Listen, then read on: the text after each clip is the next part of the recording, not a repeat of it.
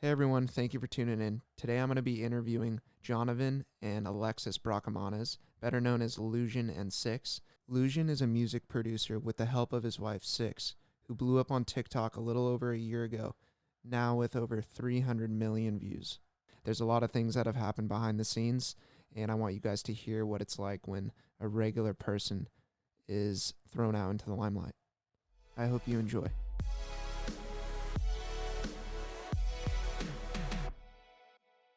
For everyone tuning in, I'm here with LLusion and Six, Jonathan and Alexis Bracamanes, better known as LLusion and Six. How you doing, man?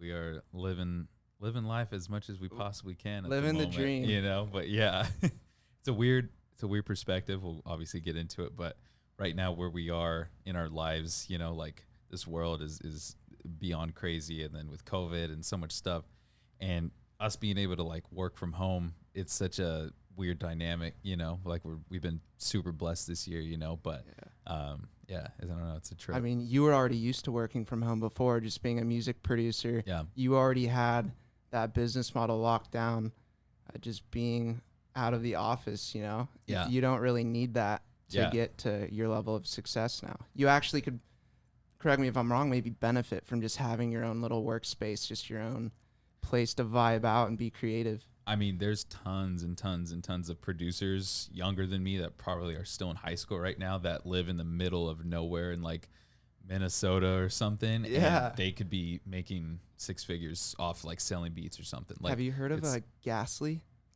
Gasly? I don't think so. He's a bass house producer, but okay. You were saying like he came from the middle of nowhere, shot out to LA, took that chance. I think he was living in a van just producing off his Mac and totally made it. Exactly. It can happen with that, or, you know, again, like people can even just stay in their little area and just do everything on the internet and you can still pop off. It's crazy. And then 9 times out of 10, then they move out to LA, you know, or like always. Yeah. Or close to LA. Yeah. Close to LA. Yeah. That's that's another weird thing. Like we've been Orange County, you know, natives most of our lives.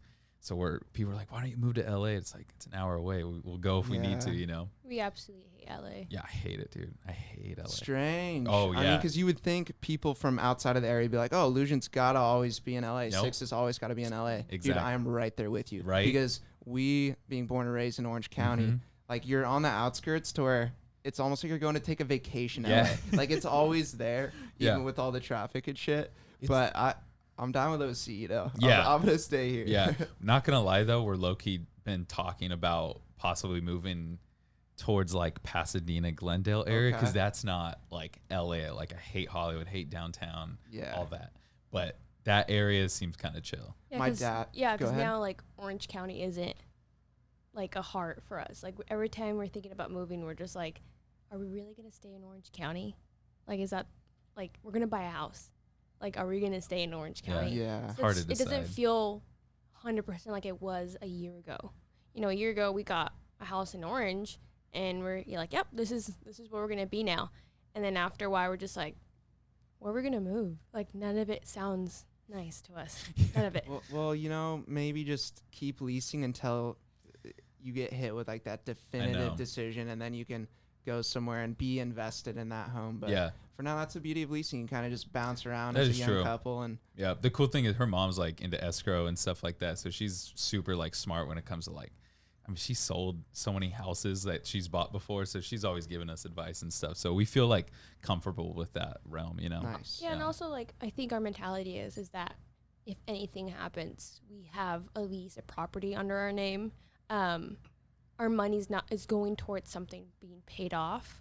And I feel like if we keep leasing, I feel like we're kind of wasted. Just again, we're married, and the future is kind of like, we're going to have a kid in a couple years. So it's just like, I don't know. I feel like renting, we're already going super fast. Might as well just like get a property and we can tax it. We can do all that stuff with the house. It's like, I think leasing is kind of our own. Because like I've learned from my family or just people in general, like, people blow up and they get all this money or something and they feel like it's going to last forever. But I've seen it way too many times where people just get up in their head and then something happens and then they don't have money anymore and they're like, what do I do? And it's like we're smart about that. Like we don't know if tomorrow we're going to be in the exact same spot as we are financially or just successfully or anything. Like we always have that in our mindset, you know. So I think, you know, something similar to like buying a house where if anything happens, we have that for, you know. That's you know what so I'm saying? smart. Absolutely. Yeah. I mean, you guys as a young couple to already be thinking that way. Yeah. And you guys are both 22, right? She's 23. She just turned 23. 23 and you're still 22? Yeah. Nice. Dude, that's such a beautiful thing, though. Yeah. Because people need to hear that. You're living proof of catching this fame and not really letting it go to your head and still being smart. And then having a partner that's there on the same page, you know? Yeah. That's a beautiful thing. Yeah, no, it helps. I think I was the one that put you on that page. Oh, no. I've always, I've been always like more mature than him. I think it's just my life, the way I was raised. Mature in what way? Wait, I have a great story to add on that. Literally, because sorry to cut you off, but just like you are in your creative realm, and then 6 is the business side, and you guys are like perfect. You know, I just finished his taxes. I know, literally, like she did. Okay, well, here's my funny story. Literally, we always said we've been together. We just hit our 6-year together anniversary, but we just hit our 2-year wedding anniversary. Shout out to that wedding. Hey, yes. Oh, yeah. That was fun, dude. I was there. Yeah, dude. Oh, what a wild night. That was great. That was a great night. Too much tequila. Yeah. I didn't have one. I literally had one drink. I think I had like 15. I had one beer that night, and I was on a good one. I think just the overall high of getting married, I was just like, anyways, where's I get? So we've been together for over 6 years. And we always talk about, like, everyone says the first year of dating or the first 2 years is like, you know, the honeymoon phase and it's great. We laugh about it. Like the first year was our worst year because like we almost broke up 3 times. Like it was so bad. A lot of it because of me, because I was just this 16-year-old quote unquote independent guy who's like, I don't need anybody. I got my music, blah, blah, blah. And she came into my life and brought all these different perspectives and understandings of like reality and challenges that I just wasn't ready to face. So anyways, the story is like we would, you know, fight about certain things or whatever. And I remember like the topic was just about like, you know, I was so just, my mind was so clouded with just like hanging out with my friends constantly. I thought that was like just it, you know, I thought that was so important. You're 16. You know, yeah. And she goes, and at 16, she goes, are your friends going to pay your bills one day or whatever? And I'm like, bills, like I'm 16, you know? But that mentality she had so young, I mean, look where we are now. Now those words have really like, what would happen if I said, you know, F you, I'm just going to be with my friends. Every time you try to break up with me, I just said, no, I'm sorry. Oh, really? I can't. Where did that wisdom come from? My mom. I feel like, again, I'm Mexican. So, like, my mom, you know, was born and raised. My dad was born and raised in Mexico. And I just feel like they came here and they wanted a better life for themselves. And my mom was a businesswoman ever since I was born. Like, I would be hiding under her desk when she was working. And so I just feel like my mom's mentality, yes, some of it was pretty harsh. And it made me learn that, yeah, like, this is reality. And sometimes it can crash and burn. Like, it's not all fairy tales. Like, you're not going to wake up and be like, yeah, like, I'll do it next year. Yeah. I'll do it the next. It's not. Like, my mom has her own business. Like, she's dealing with all this stuff. She has she raised 4 kids by herself. Yeah. So it's just, I feel like my mom did a lot for me. Yeah, granted, maybe more mature than I am at my age, and some of it can be flaws and pros and cons with that. But I feel like it became good with our relationship a little bit. And I mean, you've known me forever, and like I've always been this positive, go happy guy or whatever, you know, like just not stress about anything. Like that's always just been me growing up. So again, meeting her, it was like all these huge realities at such a young age that unfortunately she had to go through, you know. I mean, I don't know how much she wants to go into it, but you know, her childhood and upbringing was extremely traumatic to the point where, you know, even when we were seniors in high school, she, you know, we brought her into our home and she came to live with us. And not only knowing you for a year. I know, we were only dating for a year, and you know, you'll find out what you're made of. Man. Yeah, a lot of people were kind of confused. Like, you know, I love my mom and I love what she's helped me and put me through and stuff, but some of it weren't like the greatest situations you should put a kid in. And, you know, I love her. And I think just all of our lives were, you know, at age 15, I think that was the first time my mom told us to leave the house. I don't want to say kick out, but that seems pretty harsh, but I usually just say that. I just think we all had our differences. So I went with my dad, and then he had those differences because he was living in a small garage with 4 people in there. And, you know, my grandpa died during, like, freshman year, and just things started to, like, crumble a little bit at the age of 15, or you start realizing a lot of things are just like, wait, this is not okay. Yeah. And I think my mom and my stepdad it wasn't the most healthiest to live in. And so I was going always back and forth to see what was best. And none of it was best. And his dad took me in. Yeah. His dad took me in, and he saw it. And he's like, I can't have you live in that environment anymore. And my mom, our relationship is good. And I feel like I always say this to him, that maybe my mom only needed to raise a girl who's 23. And it sucks because it's like, you know, maybe she doesn't know how to raise 5-year-olds, especially twins. She was 18 when she had us. So it's like a lot of work, and it's like granted, being 18, having twins, like Yeah. twin girls, being a that's Mexican tough. And too. like you said, though, there's pros and cons to everything. Mhm. So even though you had to be that young, independent woman, maybe a little bit younger than Yeah. most, it sounds like you were maybe equipped with that just Yeah. by virtue of how she raised you. So it wasn't like you were going to Yeah. fall on your ass. You kind of maneuvered your way. And we had our Yeah. ups and downs Yeah. a lot of times. Even when I lived with them, like I've had arguments with my mom, and, you know, I feel like now it's our best time. I feel like we all kind of see what our kind of like personality is and how we can deal with each other. And, you know, my mom and my sister's relationship isn't the greatest because they both see their qualities of both of them in each sides. I feel like I'm easily can see my mom's side and she can see my side, and we don't kind of like tiff or fight or argue just because I'm doing my own thing. And that took a lot of process. That took a lot of fighting or boundaries. That was a lot of boundaries that we had to set. Like, hey, you can't keep calling me to take care of my brothers, but I don't live there. Like, you can't keep calling me for everything. Like, I don't live there. And I feel like she now understood that I was becoming an adult, but I was also being responsible. Like, my mom had to talk to his dad too. Like, when we first moved in, like, she had a full-on conversation. Like, look at my daughter's staying with you with 2 other men in the house. You have to be very careful. You gotta like. I want my daughter to be okay. Like, she understood that she wanted me to be okay. And I knew that was love. And I always say my mom gives me tough love. Like, my mom isn't the most affectionate person, and that turned me to not be the most affectionate person either. It's true. She didn't. She doesn't hug. No, I'm kidding. She maybe didn't know how loving the Bracamanas family was. Oh, yeah. It's just No, like straight up. She told me I was a burden. I will never forget because this. your dad is kick-ass, bro. I've known him forever. Everyone's got their pros and cons. Yeah. But he's It's so funny because the first day, it was our first date, September 20th, 2014. Literally, we had a great day just being out, and then she was gonna come over to my house that day, and it was weird because like my parents, they got divorced when I was 5, and Trent was, my older brother was, I forget how old at that time, like early 20s.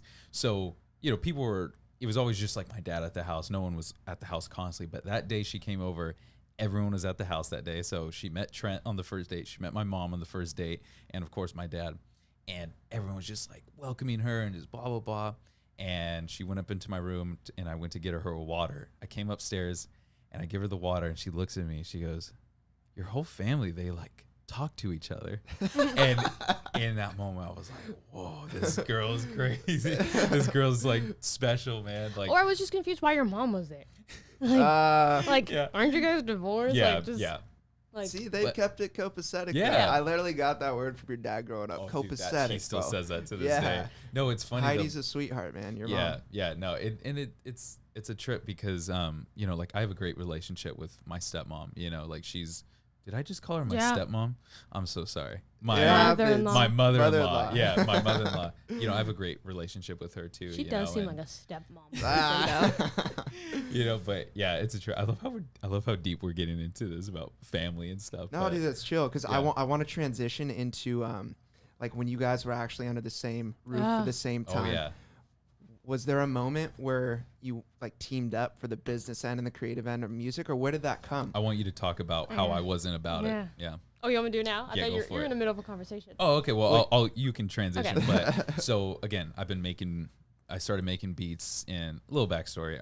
Let's throw it back. I'll throw it back. Let's throw it back. When did you start? My pops being a film editor for as long as I was, as I've been born, media and film and music. It was all very centric. Even me playing video games as early as like 4 years old, playing Vice City and shit. Am I allowed to curse on this? Absolutely, okay, bro. Okay. Oh, thank That's God. as much as you want. So No, you do I've been, not have to be formal. yeah, playing, Vice City, like shooting people at 4 years old. Like, but my dad was super like involved all the time. It wasn't just like parents give their kids iPads just to shut them up, but like Nowadays, for sure. my dad gave us video games, and he would like be there and participate, right? So all this stuff, and like all these video games I would play, like the music soundtracks were great, like all the Tony Hawk games and stuff, and like so music was just very centric. And my dad showed me everything from like 80s new wave to classic rock to hip hop. So I had a big palette, and then I kind of just I just fell more and more into music. I got a pair of Beats headphones for like 8th grade Christmas, and that just changed my outlook on music. Like I know that sounds super cliche because it was like Beats headphones, but it made me hear music differently. Like I was like, whoa, I've never heard certain things like that or hear bass like that, So I just got more and more into it. And then my sophomore year of high school, that's when I started making beats. And so I've been making beats for, so since 2013. And so when I first met her, I was already like heavy into it. And then the summer before my senior year, this is like right before she came to move in, I had this internship in Santa Ana, and they would put on shows all the time, and I would like perform and do all this type of stuff. So I started realizing at a young age, I was like, okay, like I'm performing, I'm doing this stuff. Like I was very, very active. And for the longest time, she was just like my girlfriend that just was on my side. That's how I looked at stuff. That's how you looked at it. Very immaturely. And I mean, to see how much we've grown as partners from here we are now to back then, it's pretty scary because I hate to say it, but I selfishly never considered her as like a partner. For a while. There was this one time I had this like big meeting in LA with this one guy, and we had this big tiff where I, at the moment, didn't think that it was appropriate for her to come along because I was like, oh, girlfriend in meeting, right?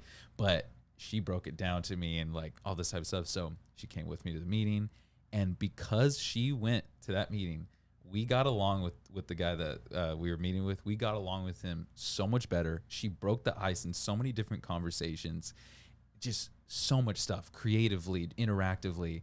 And you can add more if you want. I always like to say that, I'm the engine and Jonathan is the radio. You can drive without the radio, but you can't drive without the engine. And it also goes back to, like, I like to pat myself in the back a lot when I say this. I don't think, yes, LLusion would have been here, but I don't think he would be as strong as he is with TikTok without me. And I say it confidently because there were people like trying to bite his style and do the same thing and copy my artwork and post the same kind of style because they're seeing the success that he is. And I also told him, like, look, they're not gonna, like, in the most nicest way, like, they're not gonna fully succeed and get all these promotions or ads, that all comes with being a TikTok star. I feel like they're gonna fall out because they don't have a person behind them looking at TikTok for hours to see like how especially where TikTok was at that time. When we went in, like I would be on my phone for hours just to see what song was trending. He wasn't on it. He was not on it. I would be telling him, like, look, here's all the songs that I find a week. Here you go, remix it, and most of them became viral.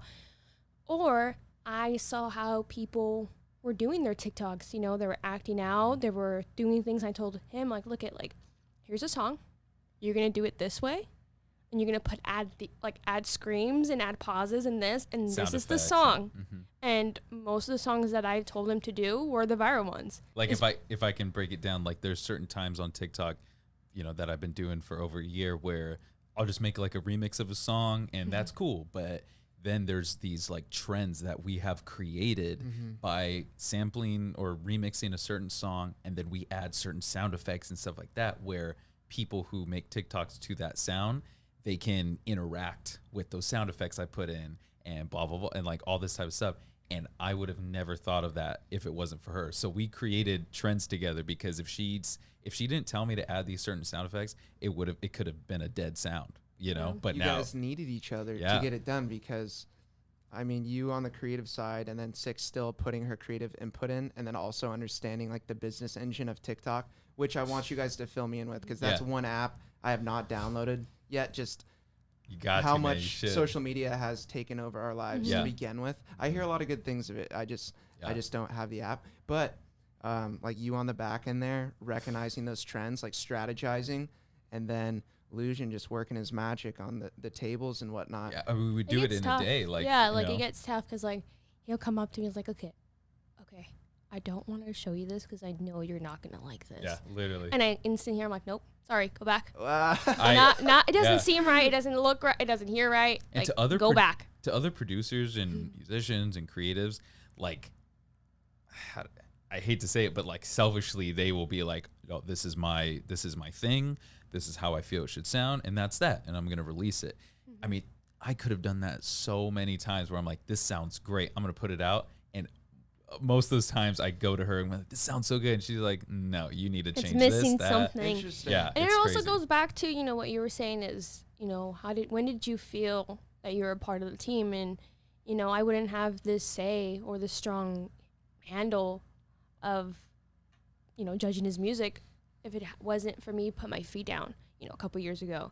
You know, it took years for him to kind of realize that I'm not only your girlfriend and like I'm not only your fiance. I want to work with you. I want to make this better. I want to have a life. Like even before his internship and all that, like I used to say that like, you know, we're going to be somebody one day. Like we're not going to work a regular job. Like we're going to work extremely hard. And I think he was just selfish. Like I want to do it. Like, no, it's me. Like I want to do it. Like I don't need no one's help.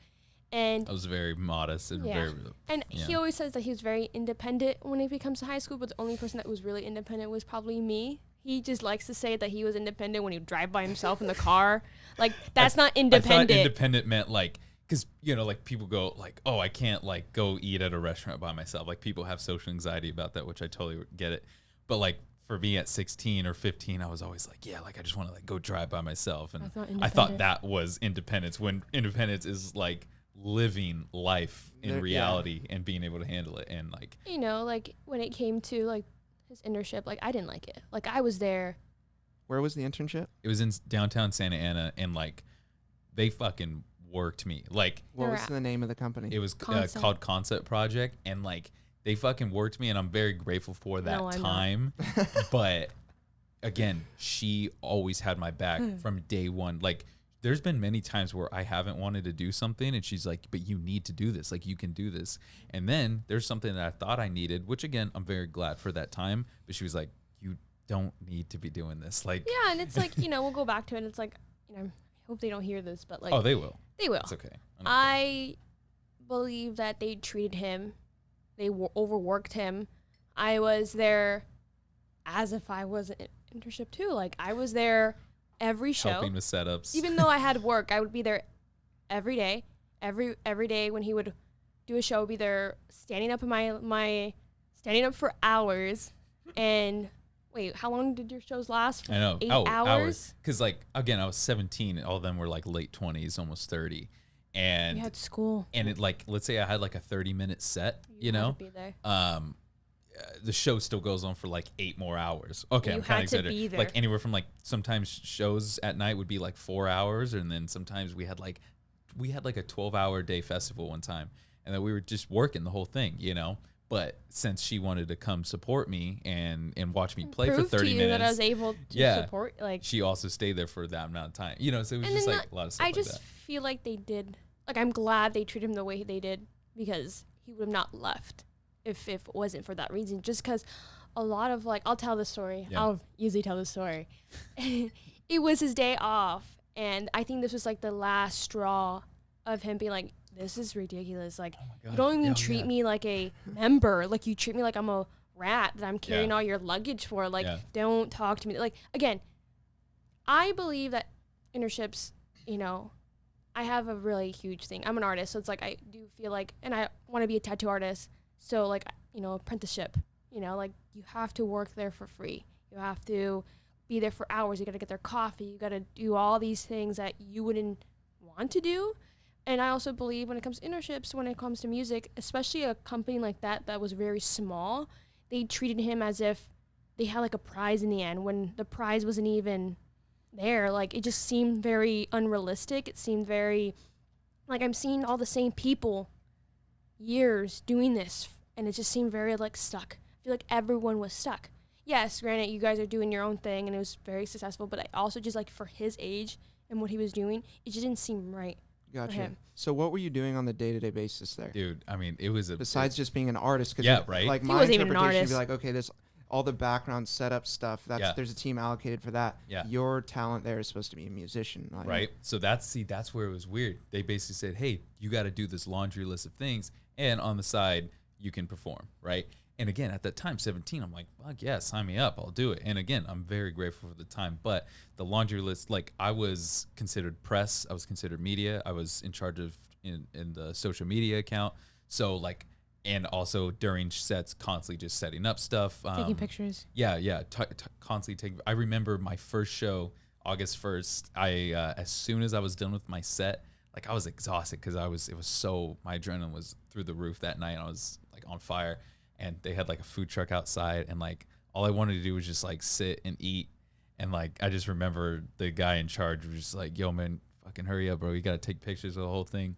And again, at the time I was like, okay, you know, but like looking back, I'm like, damn, like it was crazy. It was But when a lot. you go into like an internship, like, you're supposed to rank up, right? Like, that was the whole point. You go to a business and you're supposed to rank up. I honestly believe, like, in the most nicest way, they just made up the name internship on their hand. Like, hey, we need this kid. Maybe we can kind of promise shows, and he can also do these things for us. So I honestly believe it was just like that. And this one incident, I think that's what kind of crashed and burned the whole thing, because he was going out his way to support a art gallery or something, or in Santa Ana. Yeah. it was very like, you know, peaceful. Like, it was for like homeless people. Like, they were drawing homeless people, and like he was just there just to like appreciate in his day off, like nothing. And the guy in charge walks in and goes, I need your help. And he's eating. Yeah, he goes, let's go. Let's come on. And he was like not having it. He's like, I'm eating. I'm here to support this artist. Like, I'm here as me. Like, but I still helped for like 5 minutes. He still helped for 5 minutes. He helped, and then he left. He goes, okay, I'm done. Like, this is not even my job. Like, he left, and then he gets this huge message. He goes, you know what? This guy goes, you were supposed to help us. You're supposed to be there all day. You're supposed to be there, help us. If I need you and I call you, you better be there. You know what? You're in probation for 1 month. No, he said timeout. You're in timeout for 1 month. And I'm like, first of all, okay, I never liked the guy because he never respected me.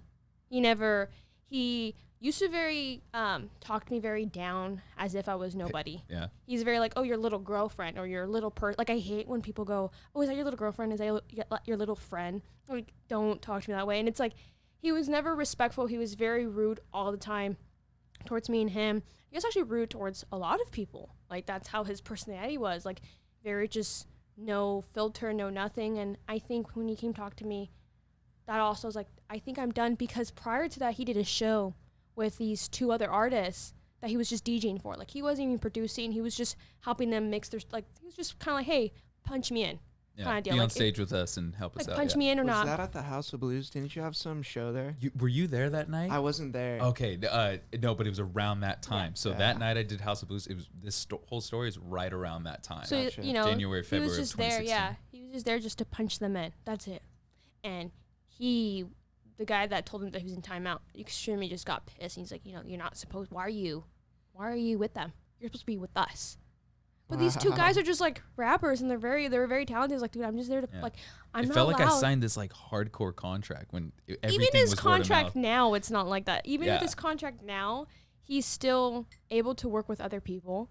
Like, it just felt very too much for nothing. Like, it felt very empty. It felt like, and we were seeing. Well, I was seeing. I always told him from the beginning that I didn't like this guy, and that not like he hates it when I'm right, because every time you are right all the time. Because every time I feel something that is going to be bad or it's not a good outcome, I will tell him straight out and be like, years before, like, look, this is not going to work out. Like, and I throw tantrums because I'm like, no, so I want to do this internship. It wasn't like a requirement for school or no. anything. It was literally just an opportunity DIY. in your head. In his head. Okay. And I thought it was going to bring me up the ranks. And granted, locally, it somewhat gave me a name for other people to put me in shows. But again, I'm not trying to downgrade on anybody. Like, you live and learn. yeah, you know? and everyone's trying to do their own thing. And plus, you know, they did a lot of great stuff for the community, and it was great. You know, but you know, it was very, very small stuff, very small crowds. But you know, like, but it's also for people that want to do, you know, they have their own jobs, they do DJ in the weekend, they enjoy it, like, that's fine. But for a 17-year-old who at this wanted time, so much more. Like, how many days are in a school year? 150, 186? Yeah, It's pretty Okay, we spot missed on, actually, I think. we missed 120. That's how bad we did not sleep. That's how much we almost did not graduate. Yeah. Is because we were doing too much, and I was doing much for him. I was For that company? for just in general, that Yeah. whole Okay, year, so senior year a was crazy. timeline. When did you really start producing? It was around 2016? Producing as in full on just making music as like a goal, like I want to do this. Correct. Yeah. As it a was, future career. everything potentially. changed for me summer of 2015. That's when stuff, and I was 17. That's when stuff was like, okay, this I don't want to do anything else. This I'm gonna take this very seriously. And again, at that time, I that's thought, when he did his YouTube. And I was trying to convince him for years to do YouTube. I was telling him, like, Before that, huh? oh yeah, I was like, So if that was 15, or when was it an idea? well, because again, I started my YouTube channel in 2018. So since 2015, for years, I was she was telling like, years would have yeah. been huge. I was like, you need to do it. I don't know what was your excuse to I say. wanted to perform. I thought performing was going to be my goal. Yeah. And I it's thought I like- was going to be a performer. And again, I'm very realistic, so I was seeing everyone's story, and I analyzes everyone's kind of appearance in the way they in social media and their life, and I'm like, dude, these people Like- are not going anywhere with this company, and like, they're just staying local, and that's what they like. Like, This that's is exactly what they like. This is what I love about her. She's that voice in your head that you don't want to accept. Like if you see something and you know it kind of looks whack, but you're like, it's still an opportunity. Like, let's still do it. She's that person to be like, no, it's whack. You That's don't need to be awesome. doing that. And it sounds harsh, like, but it's all true. those people, and like, they never did anything wrong to him. They were family to him. But very young, they were already in their late 20s.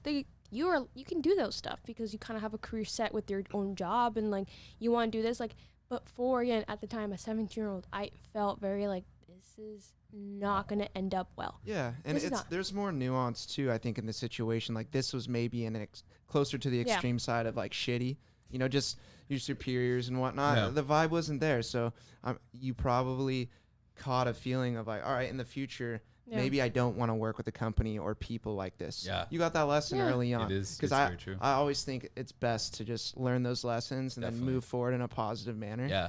Yeah, But- and I would and tell him, like, look at, like, I think when he came to me, he's like, hey, I don't really like the way he's talking to me in this message. Like, why is he? And then a month passed, we never went back. We never even discussed it with him. Did you talk to him about it? Well, a month after my time out, I did have a talk with him. I go, yo, I'm out. Because he thought I was going to come back and be like, hey, so you're off Yeah, probation. fuck You that ready guy. to keep working? I'm like, nah, fuck And he's you." still This like, guy, I don't even know. Yeah, but no, it no, sounds like hey, it, and it goes back to, like, you know, like, I will let him know what's good or not. I feel like I'm his conscience when it comes to, No, like, you like, really are. You're like a physical. Yeah, this is conscious. heavy. I was not Dude, expecting I that. know. 'cause but There's a lot. There's it's a lot true. that goes Like, into illusion itself. Where did you get your ear from then for the taste of sound and whatnot? Because in my mind, music it's such a creative, Yeah. complex thing, and there's, especially nowadays, if you're gonna blow up on social media platforms or any sort of digital platform, there's so many ears that are gonna be hearing it, and then with your guys' art, there's so many eyeballs on the product now too. But sometimes you hear something and it's just like, that's shitty, you know. There's Yeah. there's Yeah. something there's something off in it that's not pleasing to the human ear. But then sometimes I feel like artists, if you just take that leap and put something out into the sphere, Yeah. sometimes it catches, sometimes it doesn't. Yeah. And it sounds like what you're doing is giving that piece of music the best potential to launch through analyzing like social media trends and doing some of that pre-work. Just instead of releasing a piece of music at like a 2 out of 10, it's already at like a 5 because you've done your homework. I'm his filter. Yeah, and if I can speak for her, I'll let her speak, but I think the best way to say it is why she has such a good ear is because two things. She's not a producer. so she has a non-biased opinion. Because if I asked all my producer friends, bro, what do you think? Bro, it's just fire, blah, blah, blah. They'll just fucking hype you up, which is cool, but you need a naked ear. She's a regular civilian. I'm not biased at all. She's a regular civilian who listens to music, so she's going to be honest. And also the second thing, like, she doesn't, like, she was a scene kid, man. Like, she loved emo rock and shit like that. Hell yeah. So she never listened to MCR or what? Yeah. It's so funny. You listen to so many bands except MCR. I It's funny. listened to a lot of. I didn't listen to Sleeping with the Sirens. I kind of Pierce the Veil. That was no. I You- just low. Yeah, like Falling in Reverse Falling and in all that Reverse. emo stuff. But Yeah. so she never, she doesn't really a big hip hop fan or lo-fi No. beat fan or fucking EDM fan. So she has that naked ear, because if she was a fan of all this stuff that I did, she would just fucking eat it up and be like, "You're the greatest person ever," But Yeah. But you So- were talented. Like when I first met you, and you said you had a SoundCloud. Like I instantly went to your SoundCloud. I think our good friend, That's awesome. our friend at at that, Our we were mutual really good friend friends. who brought and us together. Brought us together. She showed me his SoundCloud, and I instantly fell in love with it. I'd never really was like, wow, like Yeah. I don't know what this is. And my And shit was trash back then. I liked it. Was it still lo-fi? It Yeah. was just like lo-fi beats sampled heavy. Like I would sample old soul records and like chop them up like crazy. We called that the LLusion. So Yeah. I feel like it's- how did you get on the path to lo-fi? Oh, Like I all of gotta your love this story. like musical Yeah. like all your different artists you listened to growing Yeah. up and whatnot, whether it was your dad, Mhm. like how did that start? I love this story. So I don't have any yet. As you can see, these are all like new tattoos I've gotten in the last month. I just been obsessed. So I don't have tattoos of this guy I'm about to bring up now, but I'm going to soon. So again, my dad grew me up on hip hop. Now there's two different kinds of like 90s hip hop. Most people, when people think of 90s hip hop, they think of Tupac and Ice Cube and like West Coast, but a lot of people underlook the East Coast side of hip hop, like the New York side, like Wu-Tang and Tribe, and like even crazier people like KRS One and like just hardcore like real hip hop, like Lord Finesse stuff. And that stuff was called like boom bap. They would call it boom bap Boom bap. beats and stuff. And this is all like 90s, and I was like obsessed with it. Like Gangstar, DJ Premier and Guru, it was like this phenomenal group in the 90s, and like I fell in love with that style of beats. It was just raw and fucking hard. It was good, and I fell in love with it. And then this is like freshman year of high school is when I found all this music that my dad showed me a little bit of, but I just dove into it a lot heavier. And then when I started digging more, there was an artist named Nujabes. He was a Japanese DJ and hip hop Don't producer. forget, you have to get credit for Julia. Yes, that is true. our best friend Julia, she You're very welcome, Julia. She yeah. always doesn't get credit for nothing. she Shout out, showed Julia. me she showed me Nujabes in middle school, and he like changed my life forever because I've never heard, I didn't know you could hear, because I would hear rap and hip hop all the time, and I was like, this is cool, but I just want to hear the beats. I didn't know that was a thing. I didn't know listening to instrumental beats was a thing, and Nujabes only made like jazzy hip hop beats, and that's what you would listen to. And I was like, this is all I've been trying to search for years. And so Nujabes and this other producer named Jay Dilla, those two are like the goats, and they're like the OG lo-fi guys. Like if it wasn't for them, lo-fi wouldn't be a thing. So fast forward, lo-fi in simplest term is like soft, universal boom bap beats. So that raw, rugged sound from the 90s is basically the root of what lo-fi beats are, but lo-fi beats is Interesting. more universal for college people studying all the time and people that just want to chill out, so it's a lot softer. And so when the reason why I'm so lo-fi centric is because that's all I love making. I love that sound. I was able to, a lot of people frown on people capitalizing lo-fi because like I can throw lo-fi on anything really, Yeah. because it's a tag. People are going to be, oh, lo-fi, Lo-fi cool. is supposed to be underground. Like Yeah. lo-fi is not supposed to be like everyone hates. Like if you're supposed to be an underground producer, like they probably hate how kids capitalize off. on lo-fi. Like that's supposed to be Mhm. just underground. Like you're not supposed to Interesting. capitalize. And It's in like punk. Yeah. You're not supposed to. Yeah. When you're punk, you're not supposed to sign a contract. Like Yeah. that's a whole Yeah. thing. Like in my opinion, I think it's bullshit, man. If you can fucking capitalize off something, and I'm still respecting the genre, like passionate about it and I'm makes you telling my happy. I'm telling my roots right now. Like I know where it came. I was on SoundCloud in 2013 when lo-fi really became a thing. So like I've been through it all. Like, and the fact that I'm able to make a living off of it by throwing 4 letters on something, fuck yeah, I'll call it lo-fi and support it. So people are like really against that, and I could see people hating on me right now just hearing me talk like that, but I don't care because it's reality, and that's what. Also, you make like different kind of beats. Yeah, Lo-fi isn't. It's not just lo-fi. You're marrying the creative aspect to the business aspect, and that's okay. Yeah. Why not kill 2 birds with 1 stone? You know, like you're. If I don't anyone's believe hating on the fact that you're able to make a life and a career out of doing what you love. Yep. I'm sorry, cares? but I don't. It's so common in the creative world, whether it's art or music and whatnot. That sideshow, you get enough eyeballs on it or ears on it, it becomes the mainstream. And then you have people who sign contracts, and that just, it is what it is. And then sometimes you want to dabble in a new sound, and people are like, oh, you're a sellout. Like, you don't sound like you used to 5 years ago or 6 years ago. Yeah. Dude, as long as you're staying true to yourself and like just pouring everything into your art form, fuck what anyone thinks, Dude, bro. on or that, just like you're gonna go on Twitter and like tweet about like, oh, these kids have it's like you're just wasting your time. Like, granted, like me and him don't want to be millionaires. Like, we don't like his manager always freaks out when we tell him like, hey, like, don't book LLusion for a studio time for 8 hours in LA without me. Like, we're not that kind of people. We've already we've already set that from the beginning when we signed that contract. Like, look, LLusion is an artist. He's not a producer. We signed a contract for an artist contract, not a producer's contract, which means he's his own artist. And in case you don't know or they don't know, we signed to Republic Records in the beginning of 2020. Yeah. Wow, congratulations. Thank you, man. Dude, yeah, let's pull it up. Who are you along the Oh, side go of? on republics.com. Let's I'm on the check it out. roster. And then I want to play a few snippets of your music in a little bit. Perfect. Yeah. I'm in the Imagine you're gone. I know, right? I'm so sad. Dude, that's incredible, though. Yeah, it's. What was that feeling like? Was it? I think we cried. It's crazy. Yeah, it's a. No you doubt. know what? I got to be honest. It was kind of a scary time because, right when we signed, that's when kind of COVID hit, and like we just did not feel comfortable promoting this at the time. So a lot of people don't even know that we signed. At all, and they put 2 capital L's, but it's okay. But yeah, is that how it is? 2 capital L's? Yeah, I tried to, but it's, I don't know. Spotify and stuff is kind of weird. So yeah. But, sorry, LLusion. Go up to the top again. I want to read off some of these names that he's along. Oh the yeah, side dude. of. There's tons of I them. see Kid Cudi. Cudi. Lil Wayne. I saw Amy Winehouse. Rest in peace. Yeah, rest in pease, man. Yeah.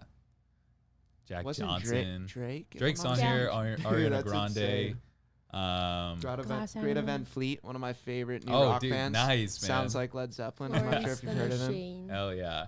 Yeah, see, there's Drake right there, Duckworth. Nice. It's wild, man. No, so it's a huge honor. Dude, I had never heard of lo-fi until hearing your music. Wow. But I mean, I'm definitely a fan, but I listen to a lot of like Upbeat, more dance energy stuff. Yeah, dance EDM and whatnot.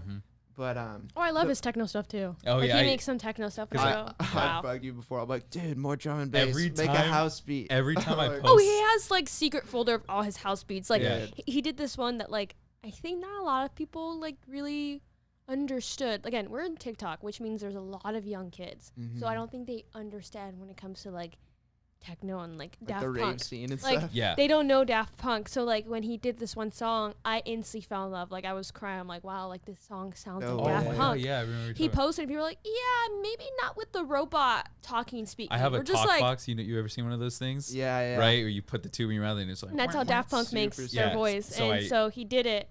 And all these kids are like, yeah, maybe not when you're talking. I go, well, that's still kind of like the whole point of the song. Like, you know, we try our hardest to push out lo-fi and regular music. Like, we don't try to, like, yes, granted, everyone calls him lo-fi king, but, like, he is not just only that. And I feel like, you know, we've made, like, a good balance with it. Like, extremely. Like my latest release, Sad for Good, with Cautious Clay and Hans. Let's check it out. Is it on YouTube? Yeah. I worked on this song with my good friend Soledad. He did some crazy guitar riffs, and then also with Cautious Clay and his producer Hans. Where is it at? It is here. Go to uploads.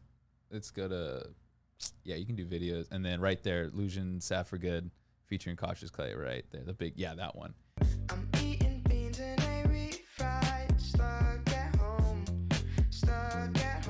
need the outside, but maybe it's nothing special, we all alone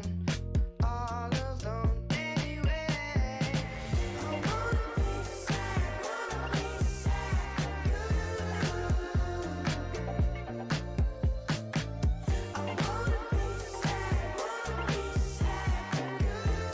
it's a great balance between like funk and disco and pop, and so it's cool. Like I'm glad I can make lo-fi stuff, but I can also be a part of something like this too. Nice. You know, so There's plenty of time to maybe release different stuff in the future, love different it, yeah. projects. Oh, yeah. Mhm. I mean, the freaking world's your oyster, bro. You can do whatever you want at this point. Yeah, and I don't know if I'm jumping the gun here, but I definitely wanted to jump on here and promote my my not released yet, but we're going to be dropping an album very soon. No way. We're aiming for January right now. It's called Buffet, and it's called Buffet because let's say we have, you know, anywhere from 12 to 15 songs with a whole bunch of different artists that are going to be featured on this. Some are going to be instrumental, some are going to be with vocalists.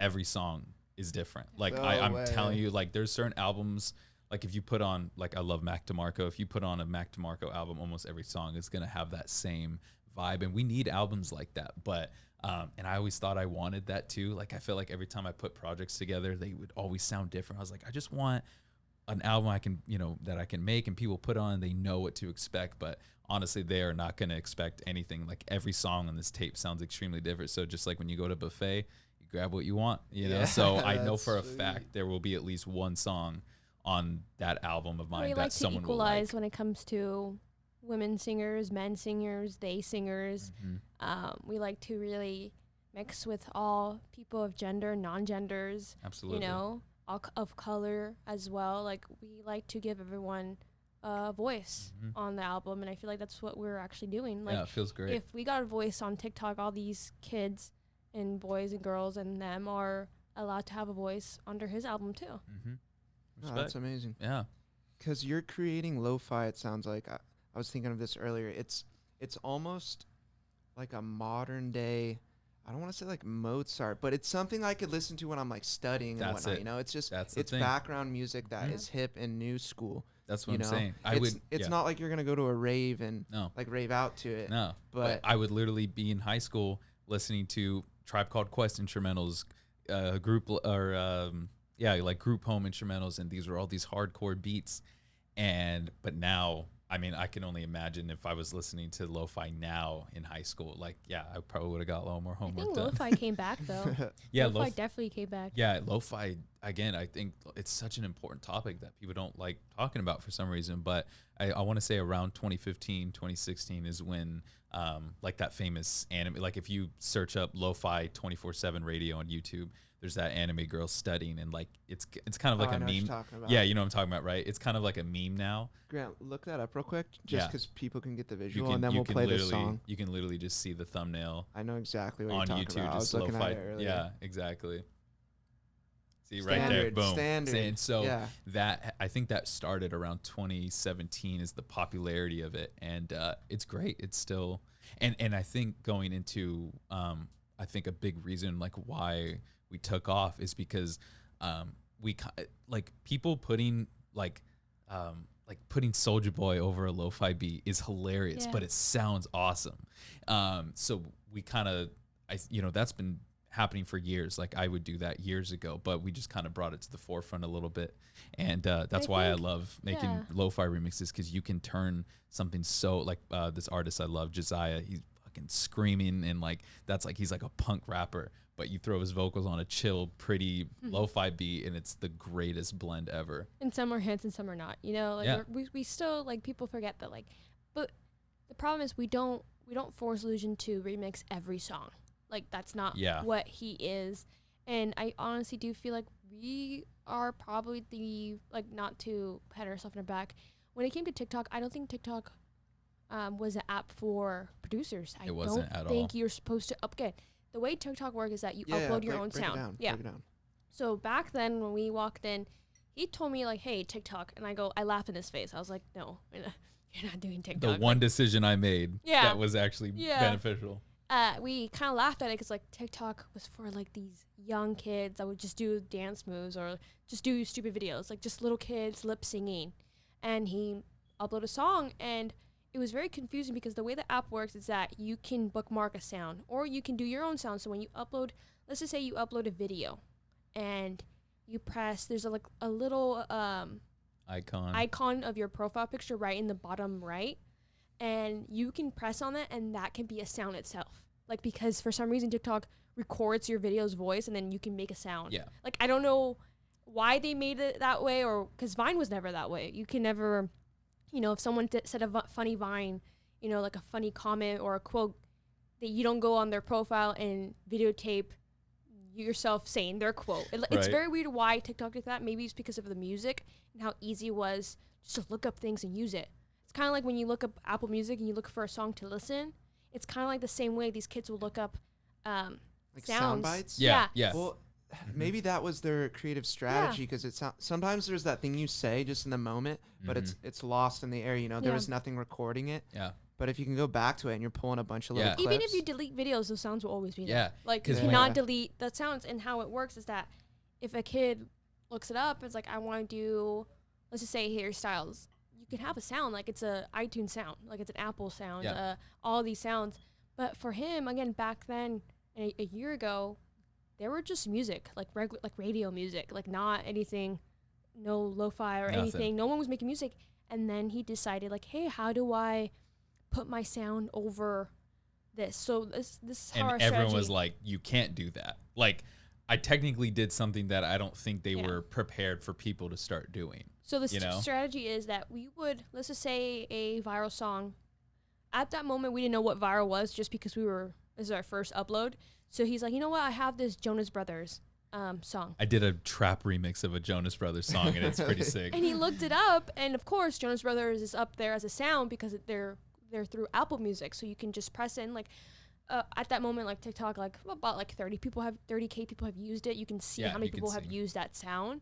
And that's how I work. I see how many people use a sound, and we remix it. That's how you know if it's popular or poppin'. So he would do is take that sound, mute it, because if you upload your video, it goes straight to that sound. Mm-hmm. So, like, you can look up a sound. Let's just say I'm not uploading a video. I look up, I go to the search bar, I go Jonas Brothers. I can click that sound, and there's already these people's videos already. All with the Jonas Brothers All the song. Jonas Brothers dancing. So I kind of get the hint what they're doing. Like, oh, they're dancing, they're this, they're that. That's how I work. Let's just say I saw the sound of this girl singing. Everyone, like an acoustic or ukulele sound, she's singing, and I go to her sound, and all these people have already, like, lip sync or, like, did, like, a very aesthetic pleasing video. Like, I get a hint what that kind of video is going to be. So he uploaded that sound, but he mutes that sound. And then he uploads his own sound. Through my, like, phone, because I'm playing my remix through my phone speakers, So he has to edit it in a way where his video at that time can reach to other people, called the For You page. So if he uses famous sounds and mutes their sound and then uploads his own sound, that video can launch into that page, and it gets like that. So those 30,000 videos that were made with that Jonas Brothers song, my video that I made can be in that category too. So that way, even though it does not sound like, even so that way it's easier for people to see. And then when people see, you can. And then he uploads right next to it the original sound. So then people LLusion can use my remix. LLusion has the original sound. It's just to get face first. Like, hey, I did a Jonas Brothers remix, but you can't use it yet because I'm under the Jonas Brothers sound. But look at my page next to it. There's the remix. You can use it. And that created engagement to my profile. So everyone who saw my original video, they go, oh, I want to go to the sound. They would go to my profile. They most likely pressed follow. And then they would go to my sound, save my sound. And we just came up at such a perfect time, because I remember for that first week on TikTok, everyone on TikTok, it's called the For You page. Like, as soon as you open TikTok, the For You page opens, and it's like all these videos for you, And I just remember people would it's like a YouTube algorithm thing. And I remember that week everyone would comment on my videos going, dude, like, you're all over my For You page. Like, you keep coming up on my For You page. So TikTok just blessed me that week. Again, I don't think anyone has done it. So that's how you entered the market on TikTok. And then now your name's already out there. So people are just looking for that music, that sound. People now know, oh, I need a sound. I'm going to go to LLusion's page. And again, he doesn't remix a lot of sounds at the moment. Before, it was a constant. I had to do 2 videos a day. But everyone started getting, everyone noticed though. Everyone's like, at the beginning, everyone noticed, like, hey, like, this is kind of getting like a little bit like the same. Like, well, so after I got 100,000 followers in 10 days, and that was like, I couldn't process what was happening. But I kind of panicked. I didn't know what else to do. I was like, hey, because little backstory, again, I started my YouTube channel in 2018. And it took me a year and a half to get over 1,000 subscribers, like so long, over a year and a half to get 1,000 subscribers. And it took me 10 days to get 100,000 followers on TikTok, right? So just kind of put that in your head. So, but what I was doing on my YouTube channel, I was making videos saying if Comethazine made lo-fi hip hop, if Ariana Grande made lo-fi hip hop. I was already making videos and making remixes. So when TikTok happened, I already had like 20 remixes ready to go. So when one video did well, that's why I posted 2 a day. So luckily I had a big enough arsenal. It felt like I was like preparing for like a war, like getting all your supplies, and then war came. I was like, I'm ready, you know? So I was able to just fucking pour them out. They're doing extremely well, and you know, luckily there's tons of engagement. So I had that following, but very quickly, because I was just throwing everything at the wall, like, here's all my stuff, here. Very quickly, people were like, and that's when I stepped in. I go, look, you need to start remixing these songs on TikTok. Because people were like, dude, this is all sounding the same. Because lo-fi can be very similar, just like EDM. A lot of EDM can sound very the same. Everyone says it, you unless know? you're really into it. Yeah, same with People like to country, same critique with rock. Like, that's what genres are. Yeah, it's a genre. It's a fucking genre. And this was during the summer, so like this was like in a couple months that we were, right? Summer.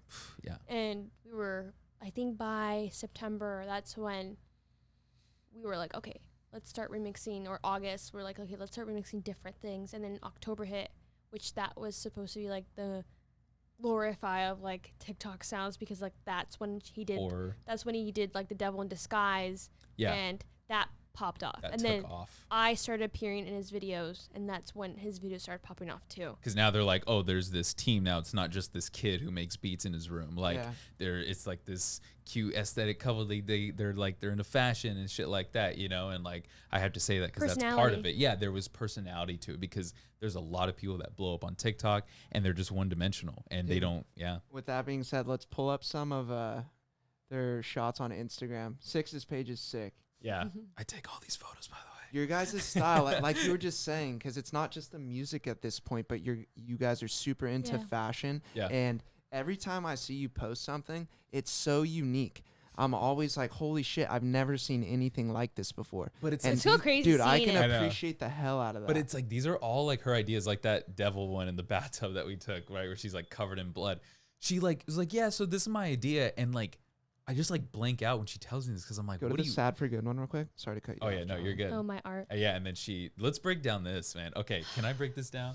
Okay, so, did you do it? No, but I want to break it down. It's incredible. So I'm going to break it down on a dumb level, and then she's going to go into heavy. So she goes, so I go, okay, like, what do you have in mind for this? She goes, okay, I want.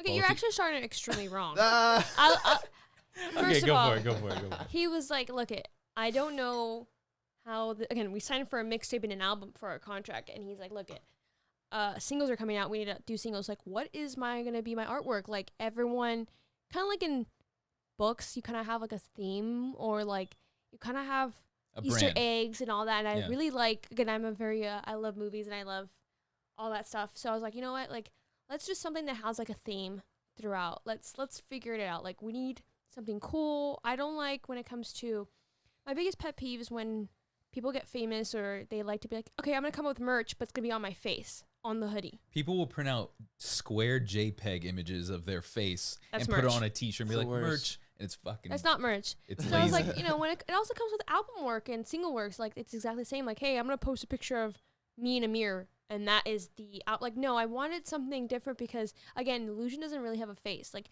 we don't get, like, recognized a lot. Again, like, yes, granted, we have 33.5 million followers. Like, well known on TikTok itself, but when it comes to LLusion, his brand is the beanie and the turtleneck, and I wanted to make sure that, you know, we want to still keep our privacy. We still want to be, you know, we don't want like this, you know, stage of like we're famous. So like I want it to be, you know, I want something that doesn't seem very like himself. Look at us. Like, again, like, his album isn't us. Like, it's a lot of people, and so I wanted to do something for those people as well.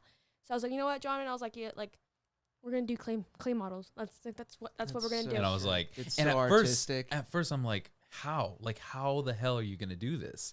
And I mean, her making these clay dolls. I mean, that's another story. It's Scroll stupid to the next crazy. photo in the same post, Grant. Oh yeah, we got. Oh yeah, and that's. Isn't there like context for it's like inside the box or whatever? I feel like I saw a photo of it at a distance. Did I think I posted it on my story. I don't think if I have Oh, that on us, or I don't think I posted that actually, but yeah. That's so I made that incredible. couch too. Yeah, dude, she made this couch. She made those pillows. She made that coffee table out of wood. The floor, you can barely see the floor, but she got 100 popsicle sticks, painted them, and created a wood floor. Like, she's fucking Wow. crazy, dude. And I okay, just and wanted it then to be a little bit different. I just didn't want to. and then Oh, it's so different off the bat, like different in a good way. and if you go back to the cover itself on the left side, yeah, right there. She I likes love Amazing World of Gumball. yeah, you know that cartoon Amazing World of Gumball. I'd It's have to see a photo. it's mixed with animation with like reality. Mm-hmm. So she goes, okay, let's make claymation and make everything physical, but I also want the Xbox on the bottom. I want the pictures in the back. I want that to be drawn in. And I like Easter eggs. So then the song it says a cow, and I like to put Yeah. a cow in it. So yeah, and so all those pictures on the wall, she just told me I was just the engine. This was her idea, but she said, hey, just do me a favor, find pictures royalty free that relate to like the lyrics of the song. So I found all these pictures behind, and all those pictures in there have to do with like the lyrics in the song that Cautious Clay singing. So there's a lot to it. Yeah. It's not just Yeah, colors and playing photos. We put them on a page, and I blurred them out, and then we went to FedEx and printed that, and then she cut them up, and fucking crazy. That's so cool. It's so insane. With this song, we went super deep in. Like, this song was a very it's Yeah, wild. because I just feel like a lot of people were in this song. Like MX Tune, like love that work, but I also feel like this was more detailed just because you had. I really enjoyed the sound, like Yeah. the song itself. And shout out to LLusion. I can never pronounce their name, but they're the ones who made the music video for it too, like the animation, which was awesome. Yeah, people keep tagging me on that one. I'm like, I didn't do that. Yeah. I didn't do that. It's probably hard to pinpoint, but what would you say is your favorite track that you've produced thus far? It's Or just something that's like special in your heart, whether Something- it's I the like- sound or I like one, but it hasn't been released. I think that's Oh, gonna okay, that yeah. is gonna be the Dude, next that's single. what I'm saying. Like, I want to say a bunch of songs that are gonna be on my tape. I don't want to say who yet. But I don't like wanna songs with announce it. Valentine in it too. Like Yeah. I love those anticipated songs. Yeah. release date January, you said? Yeah. Around Okay. January. Yeah, I work with this artist named Valentine. He's this fucking extremely talented dude. He's only like 18 and got a great voice. So we have a lot of songs that are going to be on the tape. So a lot of songs with that. But probably a song that I have out for me, man, it's Walk But In a Garden with MXM Tune. That was just like how that whole process was just like a dream, because I came out with the instrumental in June of 2019, and that's the song. That's my biggest song on Spotify. I think it just hit 30 million streams. It's right there, Grant. And right? yeah, on the very right. Pink. Yeah, there you go. Boom, There you go. right there. So I had the instrumental. It went huge, and I did a remix of that one too. It was big. And then a year later, June of 2020, that's when we got MXM Tune on. And MXM Tune was, she's like a YouTuber, she's like a TikTok icon, and plus all her songs, she's a phenomenal singer, and all her songs got big on TikTok. So like, it just made so much sense for her to be on that song, and the cover's incredible. And that was our first debut release with Republic, and I couldn't have had a better release thing. So that definitely Yeah. close to my Nice. heart. Yeah. Let's hear it. The days are drifting slowly by. I guess I'll be here till July. I find it hard to have no answers, but the thought of us can make the time go by. Okay, so we got done listening to your favorite track. Yes, sir. What are we looking at here? This is the iconic lo-fi girl in all the lo-fi beat streams and stuff. She's become like a meme, and it's so hilarious. Like, There's this funny TikTok video. Do we know who the original artist is? well, here's the thing. Like, that's what I think that's also why I love lo-fi, is because she's a way bigger anime head than I am, but I used to love anime, and anime and lo-fi beats, they go hand in hand because of this one specific one called Samurai Champloo. It's my favorite anime. And Nujabes, that Japanese DJ I brought up earlier, he did the soundtrack. So lo-fi beats with this dope like samurai anime, I guess that just really became part of the culture. So I think whoever was the original creator was like, oh, let's do like a lo-fi anime girl like doing homework and stuff. But I don't know who the creator is. Wow. Yeah. I feel like that's where my like artiste Well, comes. if you see lo-fi anime study girls, those two ones next to each other, I think that one. I think the picture on the left, I think that's actually from an anime. And I'm assuming someone said, "Oh, that's a great shot. I'm gonna create something." Studio, You know what I'm saying? That's Oh, yeah. yeah. You can thank Studio Ghibli, yeah. Ghibli for that's like a famous. Super famous. Famous. Yeah, that's he like did Totoro. He did mhm. Spirit Away. He did, yeah. That's like a lot of anime movies. That's so funny. Look at that, Whisper of Hearts. So I guess that's the origin right there. Everyone recognizes it. Everyone. Dude, so I had to ask you because I know right now you've got like success online and those platforms have worked for you. Yeah. Do you ever see yourself in the future like going on tour to play live music? It's so funny because two things in our Republic contract, it's mandatory we perform at least 7 shows, and I used to perform a lot. I love it, but the problem is he fakes it. What's Anybody wants to see? He fakes all his. Oh my god! What? So like, look, He man, got I'm not a lazy. DJ, right? So I'll go up there with my equipment, and like all that matters is I'm playing my music. So whatever I'm like doing up there for show, like it's all for show. Like, Oh, no way. no, I'm not In the talking for beginning, other they- DJs. no, I know no. they're probably doing shit, but like, dude, my setup was so crazy. I had like 2 things open at once. It was crazy. You're not supposed to perform with the machine. Like Yeah. like again, when he was performing, we didn't have any money, so it's like we couldn't really invest on Yeah, why? a perform Like nice decks set and up whatnot. Mhm. and stuff. So like he was just using his machine, and at Yeah. the time his laptop was also Oof. rusty as hell. So it broke down. He had this one. It's called what is it called? Wait, let me tell this story. Ah. Wait, the beat battle thing? Yeah. Okay. This was the line in the sand where I was like, okay, I need to do something different because this performing thing is not working. In November of 2017, we already graduated high school. So like reality's kind of hitting like, okay, we're out of high school. I need to figure out what I'm really going to do. And there was this local beat battle in Santa Ana. It was like 100 submissions and I got picked out of 20. So it was like me against 20 other dudes. There's 3 different levels that you could progress. And there's 3 really dope judges. And it was like an honor just to be there. And I had my whole set. I was like, dude, I'm going to play this beat. And if I get to the second round, I'll play this one, blah, blah, blah. So thank God it was all raffled. It was all like randomized who's going to go up first. And thank God that night I was picked like in the last group. And luckily that because my computer of all nights like crashed and it kept crashing. I could not start it up. I could not move my mouse and I was freaking out. And some miracle, I was called on the last thing and I was like, you know what? This is my last shot because I don't know if this computer is going to make it throughout the night. So I played my best beat like that night on my 3rd level or whatever. And I played it and I didn't get to round 2 or whatever. And it was in that moment where I was like, you know what, man, like I'm not here to do beat battles. I'm not a competitive person, like all this type of stuff.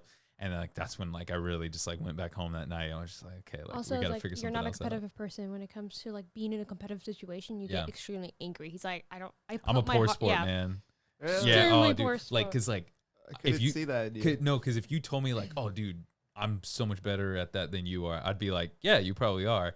And then, but if I'm actually forced to do like to battle against someone or something, I'll be dude, I'll cry, man. I'm such a baby. I with just stuff. feel like you already have this underlining kind of in your head, like I'm not the best, and Yeah. I'm not, you are the best, but you're also like not.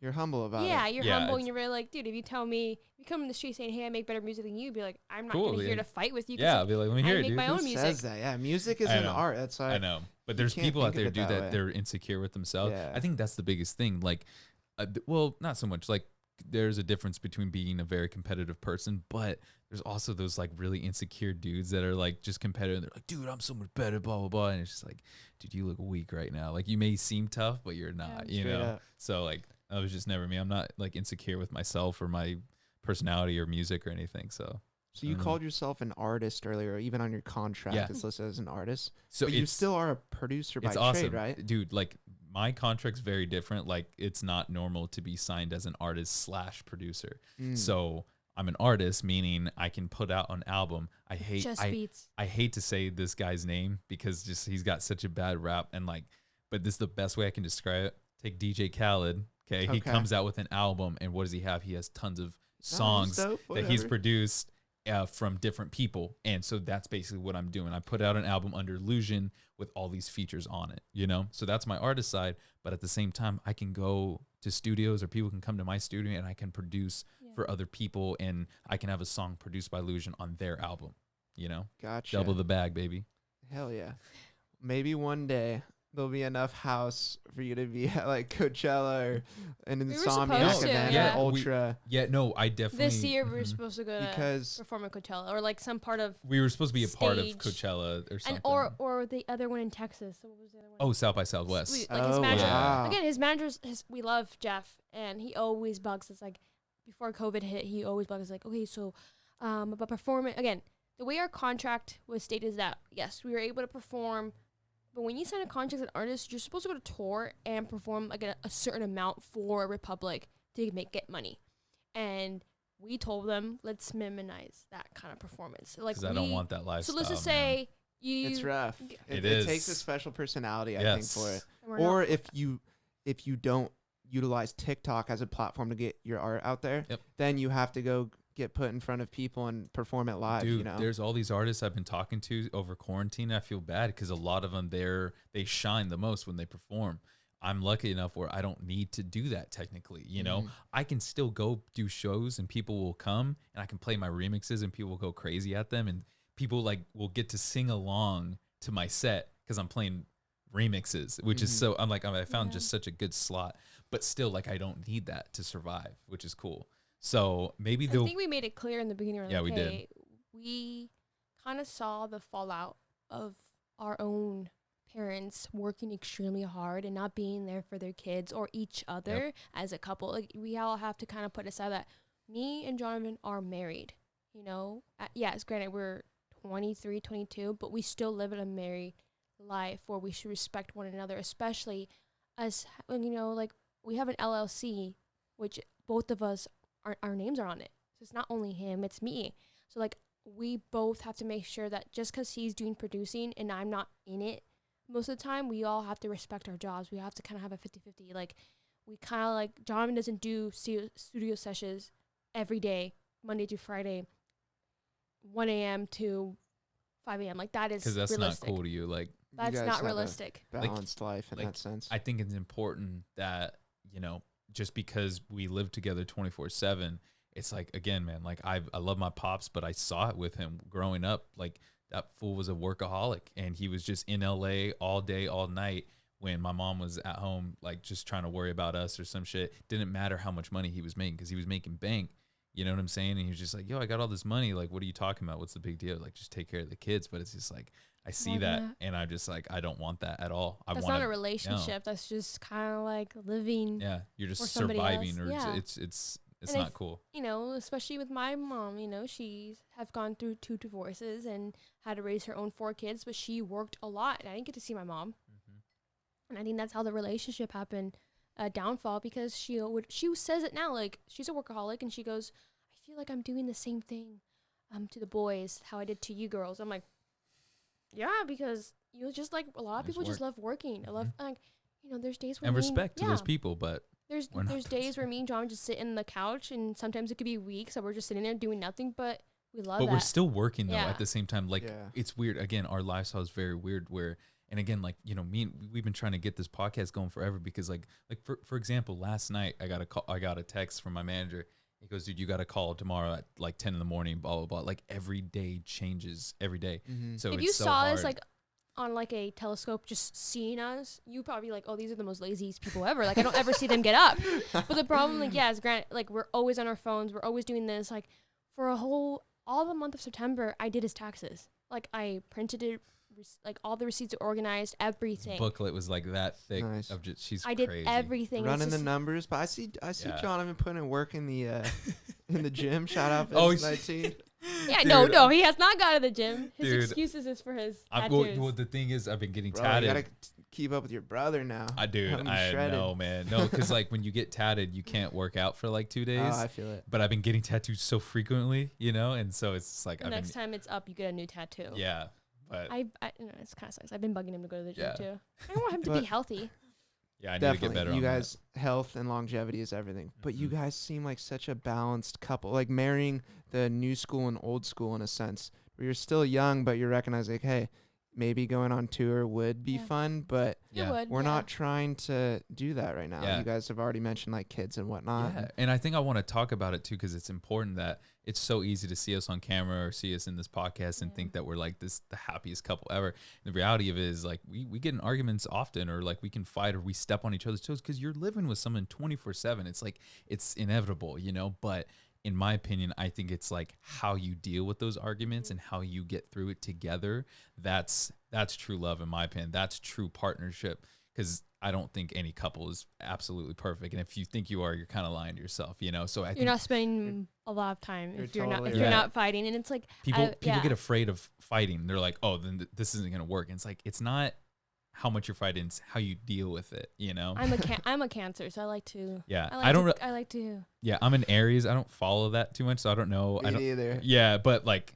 You know, I don't think Aries and Cancers get along No. well. We're very yin and yang. Like, we're very opposite in a lot of ways, but we click It's very like- well. I could see that a little Yeah. bit. I guess more so what I meant is just the mentality. Yeah. If you Yeah. were to stereotype like new school with old Yeah. school, Oh, for you sure. guys you got the best of both worlds, it seems like. It's like a funny story I had like a couple days ago. Like I was looking, like this is the way Jonathan's mind works, and it's the most frustrating thing. He's the most like he's so very like everything is gonna be great.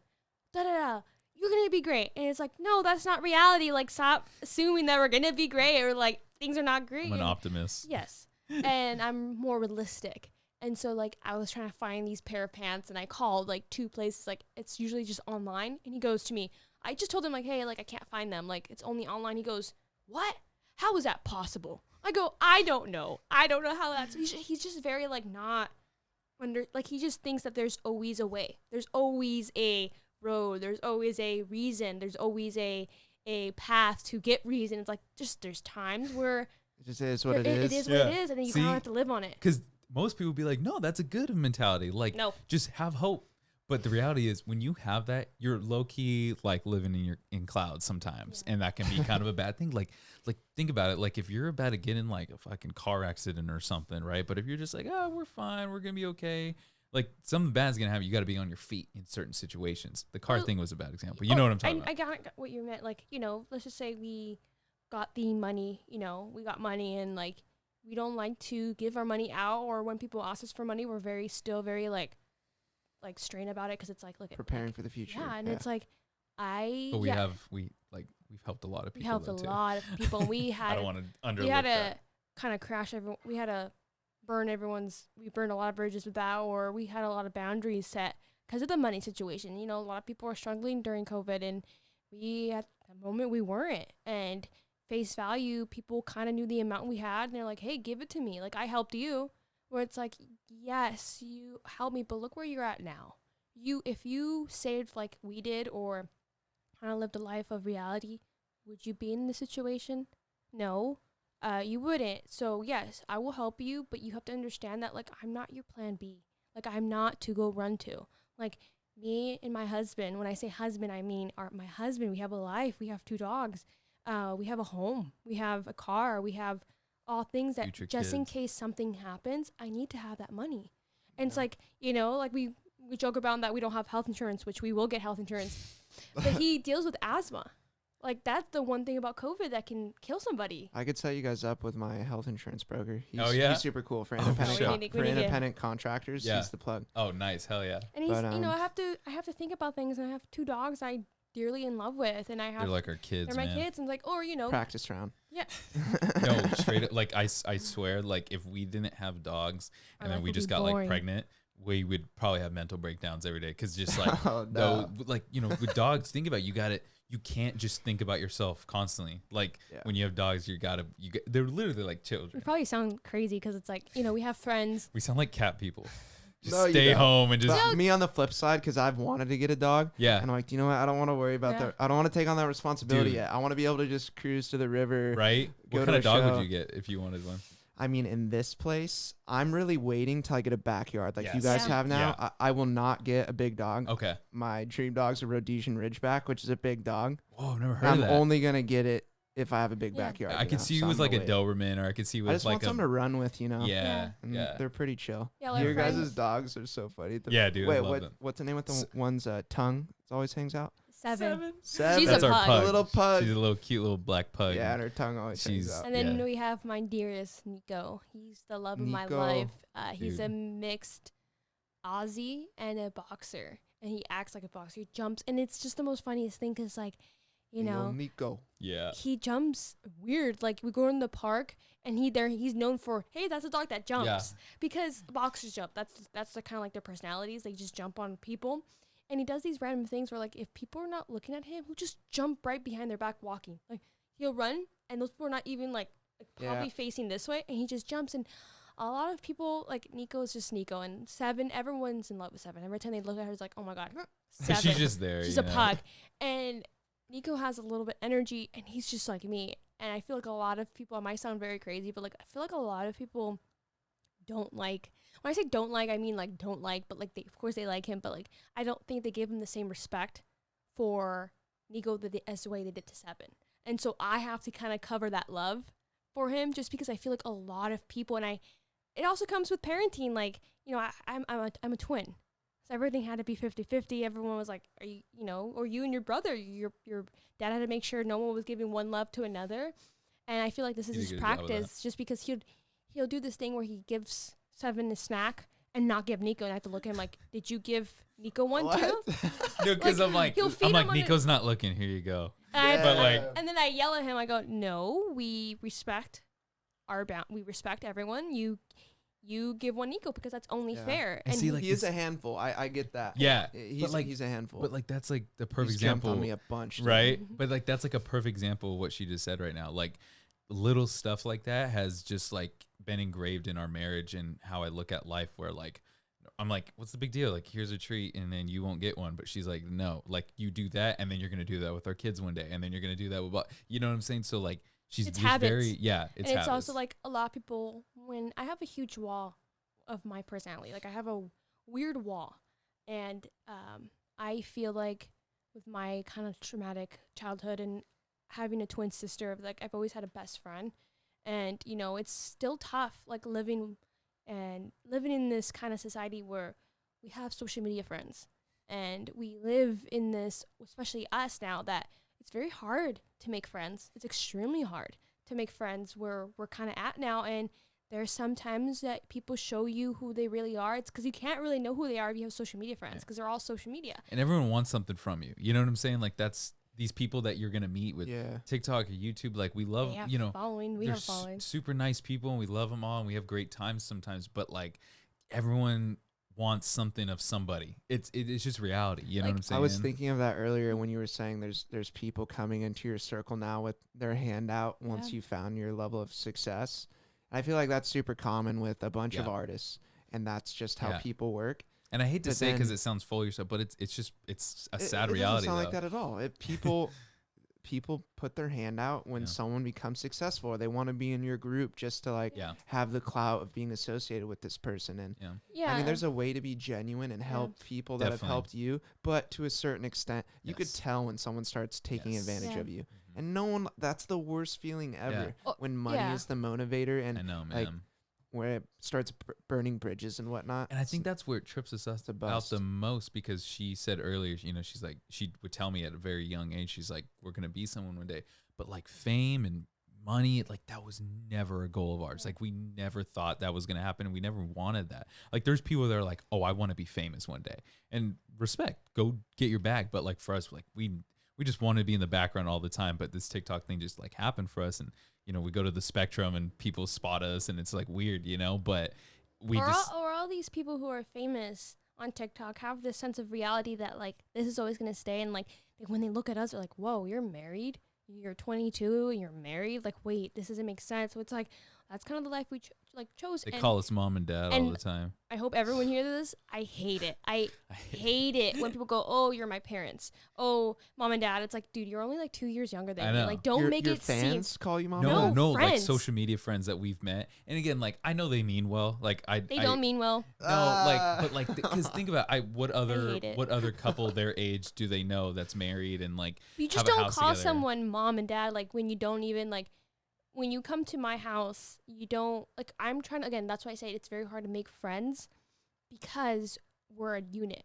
But there is times where I like to make friends that doesn't feel like a unit, Yeah. or we're parents parenting feels like somebody being else. Friend zoned, Are but they like saying it in a derogatory way, like No, kind they're of like- clowning on you guys? no, or they're more like, oh, you guys are my parents. Like you guys take are so care of cute. me. Yeah, like Like, oh, aw. like I love my you parents. take care of me. It's like What? first of all, Like they can. Go It's cook like your own dinner. I know, Thing. but it's like a trusting. I get it. Like they feel comfort from us, which is totally cool. But it's also like like when you're trying to like get with someone, and it's like, but they put you in friend zone.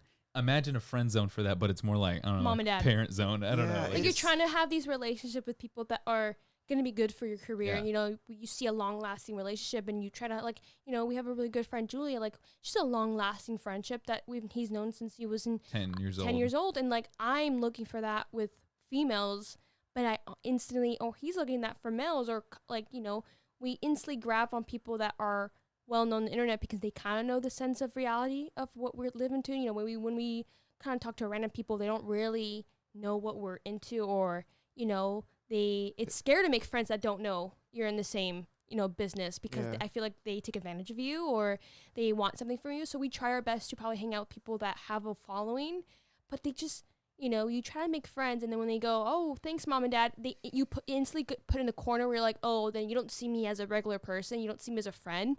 You don't see me that you're gonna come to me and talk to me. You just kind of see me as comfort," which is like, that is the pro and con, and why we love our house. I love the area we live in. I love his studio. I want people to come to his studio, but we also kind of made it comfortable for people to like get out of the city and Yeah. go and record, or people that in LA that want to hang out with us, like, hey, come to Orange. Like, it's a very nice place to stay, relaxing. But when you become comfort for people, it's like a pro and con, where like the pro is that you're friends with these people, they feel comfort and family, but they call you mom and dad, where it's like, But I I'm get not it, your 'cause mom so- and dad. we're But is very- it the Yeah. I mean, because the term mom and dad, I mean, you guys are dog parents or whatever. Yeah, But yeah. you're married.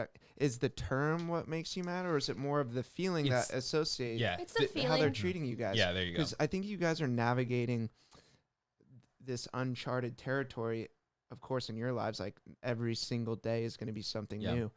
But I've thought about this before. When you reach a certain level of fame, and I think so many people go through it, it's you have those people that have always been there before you had Mhm.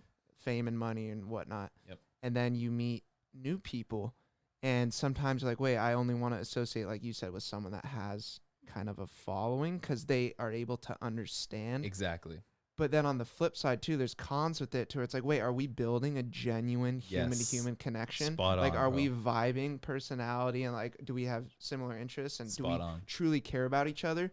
Or, I mean, I see this so many times with influencers and whatnot. It's like you're just exchanging clout, this social media Yeah. currency. That's why there's a lot of And- drama when it comes to Yeah. influencers. And because at least you're aware of it though. Like you're thinking about it. Like, I'm not gonna have you in my house for so long if Yeah. like I'll give you the chance, but if I catch the vibe that this isn't genuine, Yeah. fuck that. That's Dude, the worst feeling, You dude. nailed it, bro. That's spot I on. have stopped a lot of relationships when it comes to like famous. Like when I say famous, I mean good following on social media. I was friends with a lot of females that like I just kind of told them like, hey, I feel like we're not in the same page. Like again, you don't have to be mature to be friends with me. Yes, I have a mature mentality, but I don't ever kind of put that out. It doesn't ever spill into our friendship. Yeah, like, I you can can have fun. I and can still stuff, be like- 23. Like I'm Yeah. still 23, and I feel like I don't know, like I don't ever treat them as if they're my kids. Like I can barely even feed myself. I don't even do normal parenting stuff in the day by day. So like I don't know where that kind of like concept, maybe because we have a house, it's just confusing. So, We're so like- quit calling them mom and dad. Yeah. 6 is not like Right. Yeah. We're like old. I get it though. We act like old people though. Like we just like being home and fucking. There's We nothing hate wrong with partying. that. Like we don't We drink don't or go to the like- bars. It scares me. Yeah. Don't worry, me and your brother drink plenty. Yeah, I of know, beers. right? Yeah. You're taking those years for us. Yeah. It's straight up. And it's just, like, when it comes back from the wall, it's like I built up this wall where, like, anything you do that might disrespect me or disrespect him or even my dog is, like, it's instantly, like, a stop for me. I don't know. But, yeah, I don't have that wall when it comes to my family or certain people in my life. Like, I have one of this friend that I'm trying to build my relationship again, and I have my other friends. But when it comes to social media friends, I instantly have a wall where I'm like, bye, goodbye. Like, It I makes don't. sense. I don't- It truly does. And not, I mean, this is how I live my life. Not to count them out off the bat. Yeah. Like, you go into it educated with Yeah. potentially how this social dynamic's going to work out. But, like, you have my trust till you Yeah. prove me wrong Yeah. kind of thing. Yeah. But, And again, that's where her reality kicks in. Cause like for me, I'm just this happy-go-lucky dude. So I could meet anyone, and I would most likely come out naive or gullible, thinking that they're my best friend. Oh yeah, dude, come back and eat at my house, blah, blah, and they could take advantage of me. But like, so there's been many times, in a situation like that where I don't want to give up on a friend or something like that. I don't know. And she's just like, no, and I'm Or glad I she find does. a lot of people, I get annoyed really easily with people.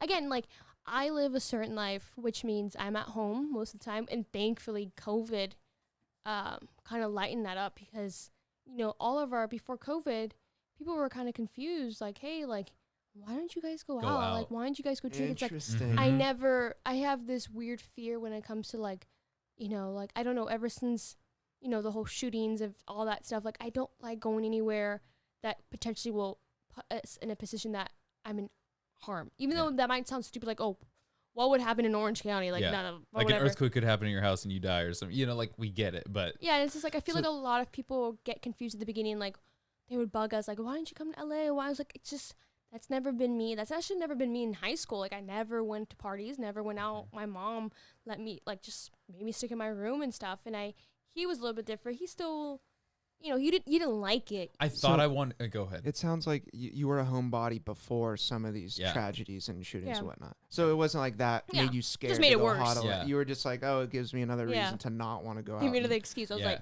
no, Yeah. no concerts. Like we had a friend that went to the Vegas Vegas. concert. Yeah, when they I had a shot- couple too. Dude, and I mean, you guys were all supposed to go too, right? Like I know my brother almost went. Uh-huh.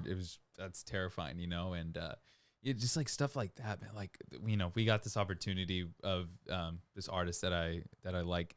He invited us out to like his show and like backstage and all this type of stuff, and like we felt like weird about it, and she told me, she's like, if something like happens in the next week, it's like a sign for us not to go. I And specifically then, said if there was another, like, I think during this time, this is when there's a lot of shootings. yeah, Like, during this couple months, I feel I like don't know everyone why. was counting, like, oh, it's been 4 days since a shooting happened, or yeah, 10 days. It's like, can you not believe? Like, I think this is when the whole high school shooting happened in Valentine's Day, and there was another high school shooting, and then everyone was saying, like, dude, the year of 2019, we've had 45 shootings only in May. So I feel like a lot of people were counting down. Yeah. So I feel like it was a lot of highlighted at that time. And I told them, like, hey, if there's another shooting during this week, I just don't feel like I want to go. And there So was. And for a there- timeline, this was 2019. Yeah, this The was sh- yeah, the this show was was back in 19. Yeah, I think like Dang, August I didn't 2019. I can't remember. Yeah, no, these I high totally school remember all shootings. that. There was like, yeah, Well, I it was. do because I. Yeah, I know. And but yeah, I remember, and so it like something happened in Texas or whatever, and we were like, dude, something feels off. Some So I male ha- guy. I hit that Like- dude up, and I was like, dude, I'm sorry, we appreciate it, man, but we're gonna pass. So like, Wow. we've passed on That's opportunities, and unfortunate, yeah, yeah, it But is. it also sad. comes with, like, anxiety. Like, a lot of people, assume that when you have money and this fame, to be this robot where you go out. It's like, we still deal with anxieties. We still deal with depression. We still deal with a lot of things. Like, it's crazy because, like, I've been diagnosed with depression, anxiety, and, a lot of people will be like, well, why are you sitting in your ass? Like, why are you not getting up? Like, there's days where, like, I don't want to do anything. Like, the whole sculptures, it takes me, yes, granted, it takes me like 2 days to do, but that's like it's not sleeping. But there's times where you give me time, I won't do it. Like, I would just be like, let's do this, or like, we'll have plans on doing this big art thing, and I'm like, okay, we'll do Yeah. it. And it's just like, it creeps up on you. People assume that we're living a life where we're always happy and great, but it's like there's days where we're just like, like I'm sad. I don't want to do it, even though we shouldn't be sad. But it's important. It's important to talk about because people will like, I know this is like super cliche, and I'm not trying to like say we're about that, but just in that similar realm of you hear really like rich people go like more money, more problems, and like in that same regard, it's kind of we can kind of relate to that where it's more just like you can look like you're having the best life on social media or anything like that, but there's like a lot of stuff that people don't see behind closed doors, and I think people are scared to admit that. They're scared to, that's reality where they're like, dude, what do you complain about, bro? Like, you don't got to go to work or do anything. And it's like, yeah, but there's a lot of stuff you don't see, They are, but I think there's a growing narrative to kind of combat that. Initially, we all present our best selves on social media and whatnot, but people are talking about this now towards like, hey, even though I might have money or I have this many followers or what have you, we still all go through the same shit. And I have been hearing that be brought up with a lot of these influencers more and more and artists. And I think it's super important to talk about. Because I think when you're, just because we're faced with these unprecedented social like fabrics, that our parents didn't have to deal with. We're navigating them. Very so true. it's a combination of whether it's childhood traumas and then this thing called social media where you I have 3 million friends. Wait, but what's a Where friend? are they? Yeah, like, exactly. I know what that's supposed to feel like. Like, what is this? I'm going through all these filters to make myself look as... Or you still feel alone when you have all these friends. Or bro, if you want to go deep, like, you see all these numbers, these high numbers on social media, like 3 million followers, and then you look at your bank account and you see somewhat high numbers, and your mind is so jaded and fucked up with these bigger numbers, then everything just looks like numbers to you, and you like, I don't know. It's hard to describe. It's crazy. I like, totally understand what you're saying. I It's mean, fucking weird. My other business, Learn Up Media, is a marketing agency to where it's all numbers driven. Marketing and advertising in today's world is all data driven.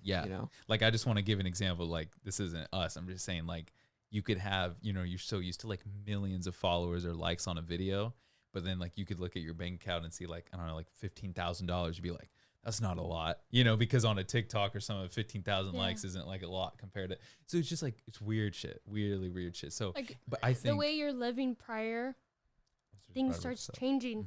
The way you look at things, it's like, oh, $50 to us is like, oh, it's like $5. Like, here you go. Like, we don't seem very frugal. Like, and it's weird, and it's like, oh, but there's days where I start panicking. I'm like, everything's gonna be gone. I have to make sure I'm saving up money. He tells me like, Alexis, look at the bank account. It's fine. We're going to be fine. But it's like, no. I have to make sure we're going to be double fine in the end. So there's days and there's weeks where I panic that we don't have enough. We don't have enough. Like, none of it is enough. And he tells me like, it's fine. Like, it's fine. I'm like, well, let's make sure we have enough. Let's do this. Let's do that. And it's a weird. Have you guys linked up? Sorry to cut you off with a financial planner or anything? I mean, we have, not so much a financial planner, but I mean, we've been cool with just like whether it's talking to our lawyers or our managers and stuff like that, they like, and plus they know we're not going to go like, I mean, there's like rappers that are all like rich and they just blow all their money on like designer and shit. And we don't spend money. I we're just very like to panic. But like, I'm glad she brought this up because, take away from the whole money aspect, but like, again, when people are like, dude, what do you got to complain about? Like, blah, blah, blah. But like, I personally think when you wake up every day and you got to go to school or you got to go to your 9-to-5 job and then you go back home and then you just repeat. I mean this in the nicest way. You're a robot. Most likely you're a robot. And when you are actually don't have to do that anymore and you don't got to worry about money so much and you're at home all day, that's when like your real demons come out and you're like, oh, who am I really when I actually am resting from that? You know what I'm saying? Wow, absolutely. I've thought about this before. Right? So that's super interesting because yes, you could deem them robots. It's keeping your mind busy. Yep. So I think the majority of people, humans seek comfort. We're not good at absorbing risk. That's one thing people, that's why there's a couple billionaires who took like a certain level of risk, and then you have the majority of the population are employees for those types of people. And that's a very complicated social fabric there in itself. Yeah, but of course. but we're not so good at absorbing risk. So when you're left alone with your thoughts, that's when people tend to, like you said, their demons come out, because when you're just going through like waiting tables or whatever, and not anything against them, but just your mind's busy, you don't have time to think Yeah. about some of these problems. Or if you have all that excess time, like, am I spending it properly? Like, what Yeah. am I doing with my time? Yeah. Because at that point, the numbers on social media and the numbers in your bank account, like, wait, okay, that's there. I'm able to pay rent. I'm able to buy good Yeah. food. But your internal happiness, that's something that everyone has a different, Crazy, like, what's man. your recipe, you know? Yeah. Yeah. Look at And when- Robin Williams, man. Everyone thought he was the happiest man alive. Exactly. You know? Or it's like, everything, before COVID, a 9 to 5 job, a weekend base, you're there to hang out with friends on the weekend, Monday through Friday job. I feel like that's secure. That is being secure with life. And Routine that is comfortable. routine is Mhm. comfortable. And I feel like when it comes to us, when we're put in a state where we're with each other for 24 hours doing nothing, so to say, Yeah. because we don't go to the School or like we're work not a or 9 to whatever, 5 yeah. job, we're not going to school, so people can look at us you're not doing nothing because we're not doing physical work. That is when we start overthinking, because it's like, this doesn't feel secure. Like, none of it, like, I'm gonna say this out there, just having money, getting monthly paychecks. It's like, everyone gets paid 2 weeks. We get paid once a month. Same. So it's just like, it feels weird and it feels really uncomfortable, and you're going to always feel like it's never going to be enough, because you are comfortable, you're stable. And that's what we always want to, but it's the stable that, like, this isn't secure. Like, this isn't our job that we are now isn't secure. So I have this fear. I'm like, this is going to stop. Like, I have to make sure when it stops, we're going to keep running. There's still going to be a liquid still coming in, like, no matter what. And he freaks out. I was like, dude, we have years to worry about that. It's like, but for me, it's like, it's uncomfortable for me, because I've been all my life a 9 to 5 desk job, because that is secure. You get a paycheck. Mhm. You work with somebody else. Yes, we don't want to work with other people. We don't want to be under a company. You want to make your own company for yourself. Some but people don't. Yeah. yeah, Yeah. it's comfortable, and it's, for me, I start freaking out because it's not, secure. It's not Yeah. like we're kind of like living if it will happen, or if it does happen. Yeah. And, you know, And real quick, I just also want to touch up, as we're talking about this, or talking about, certain risk takers and all this stuff. I do think it's important to also touch on the subject. Like, I try very hard not to get political ever. Obviously right now it's a more interesting time more than ever.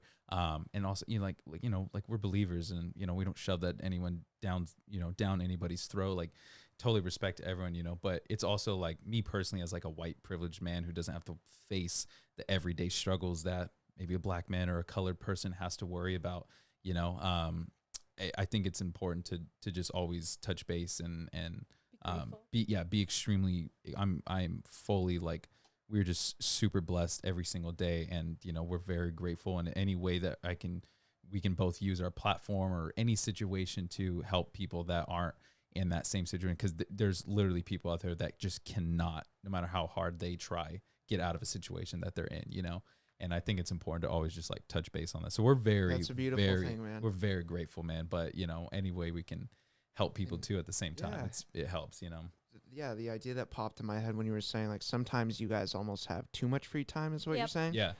You guys should start like a nonprofit or something Dude, that you're passionate I about, would because love to. I mean, I always preach, like, exercise should be base level, because there's certain levels of, like, chemical imbalances in your brain that could be fixed through just moving your body and whatnot. Yeah, very true. And don't get me wrong, like, kicking your feet up on the couch and having that Yeah. rest time, I think is super healthy too. Yeah, and it just is. finding It's a what your balance. balance is. Yep. But if you guys have your revenue streams coming in, and you're securing these certain base level things that need to happen before you even have the opportunity to Yeah. rent or buy a home or buy this car or Yep. put food in your fridge, I feel that's a base level Yeah. thing that Dude. everyone has to solve first. But then you have the freedom of time. And that was the main reason I've started this podcast, is Yeah. because with my freedom of time, I was like, what else can I do to just help better society in any Yeah. which little way I can, And I mean, That's you guys are great, such man. loving people. You could start a little side nonprofit, and then No, it's a maybe great that's idea. something that lights a fire under your ass Yeah. to get you off the couch. It's so and then true. you just, through doing something like servicing people in any which way you want, or animals or whatever. Yeah. It makes you feel good, and it's Yeah. a cyclical process of, I'm happy Yeah. with life. I don't mean to bring this up to get any pats on the back. I just we're in conversation. Like last Christmas, we donated like a bunch of toys to I like Chalk remember Hospital. that. Yeah, That's amazing. and like I'm telling you, like that feeling. And again, I don't like talking about it because I'm not trying to get any boost or anything. But that feeling was like no other. And one of my favorite people I look up to is Tony Hawk, just because not only skateboarding culture, but just what he's done business wise and how he's been able to just.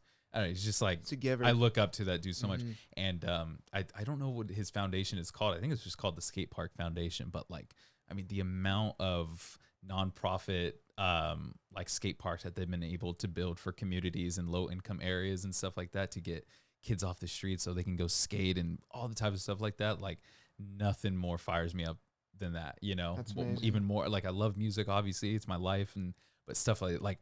We talk about it all the time. Like I know we're super young into our careers and everything that we're doing, but it's just like, I don't want to make beats for the rest of my life. Like I want to be able to make a great income and do everything that we're enjoying at this moment. But like, I'm excited when we're like in our 30s and 40s and 50s and like what else we're going to do. Like I love when people branch off and do like, look at Tony Hawk again, per example. He was known to be a competitive skateboarder, but he made more money and became more famous and more successful based off making video games.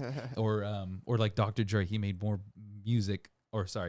money selling headphones than he ever did in his music career. Little stuff like that. And it's not about the money. It's just the idea of branching off. That gets you excited. Like, yeah, what's next? Like I would love for us to open up a freaking tattoo shop in the future. And like, she's working at it and it's design, whatever. And we got music going. It's like stuff like that fires me up more than just like sitting at my desk all day making music. I know that may sound crazy to like other musicians listening to that, because there's a lot of musicians that are just like eat, sleep, music constantly. But like that's not me. Like I want to do so much more too. You also shouldn't feel guilty for not doing those things either. Like I feel like a lot of producers are like, if you don't be in the studio between this time and this time and this time, what are you're not a good producer. Yeah. It's like it's bullshit. I think there's so much more nuance in things when people make it black and white, or like you have to have this regimen or like this lifestyle to be a music producer. I mean, like you said, the freedom comes with just knowing that like I can do whatever I want. Right now, I'm LLusion and 6 Years 6, like helping out and whatnot. And you guys have something great going. But just knowing that, I mean, in the United States of America, that's the beauty of living here. Like, we're so blessed to just happen to be born here in our families. Very blessed. Just to be able to navigate and pivot whenever you want and do that. Said. Yeah, it's a beautiful thing. Yeah, man. And just kind of coming back full circle, man, like it's a trip, man, because I've known you since I was, could you probably were like a baby, bro. Yeah, and it's such a weird perspective, because like I bet you and my brother have crazy like funny memories of just like, I don't know, like messing with me, or just like, oh, John, he's the little annoying brother, because I was like, that's just reality. But it's crazy how here we are as young adults, and like you look at not only me but my wife as well as a same level of respect, man, and that's awesome. So I appreciate I want to spread more of that, just with everything going on right now in the country and all the turmoil and polarization. I think the best remedy for that is just having conversations. Yeah, it's true. Like we vibe, like we've known each other and whatnot, but I'm gonna have people sitting in those chairs too that I probably disagree with a lot, and that's totally cool. Damn, respect, because I'm trying to kill people with kindness and love, and that's just it is what it is. Yeah, definitely. But Six, thank you for bringing up the like the whole depression thing and anxiety thing, because that's something that's super prevalent right now, and Very people important. need to hear that They from. do. It's like you got this screen, like, oh my God, they must be so happy. Like, look how sick they dress, blah blah blah. But we've all had our struggles and face our demons and whatnot. And it's great. Like her little brother, he's going to the same middle school that like we both went to. Hell yeah. And he showed me like his like ID card, and on the back of it there's like a suicide hotline and like stuff, prevention stuff on there. I'm like, I'm so happy right now that mental health is becoming more and more talked about and educated, because I definitely think that we were kind of like the last generation of growing up where no one really spoke about mental health at all, and how real I mean forever, especially in like the early 2000s and stuff, and obviously way before that. I feel like everyone just thought depression, you just made that up in your head, or like, you know what I'm saying, or anxiety is just like or having trauma. Like a Yeah. lot of people just kind of like, oh, I went through that in my life and I'm acting like this. That doesn't make sense. Like, oh, I had a really bad childhood and I'm acting out as a 22-year-old or having these kind of fears. Oh, yeah, it's being- just me now. Like Yeah. I'm just Yeah. probably uncomfortable. It's like, no, there or being is. bullied at school, and they're like, Yeah. it toughens you up. That's bullshit. You remember the bully thing they had at Chapman Hills or whatever growing up?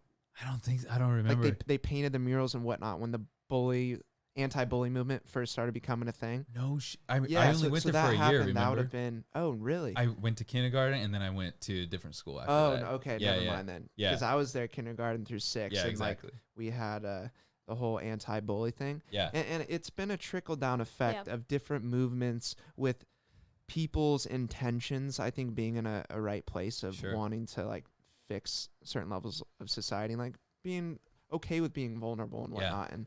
But it's sad because the fact of the matter is suicide rates are up as of late, and whether it's social media, I know.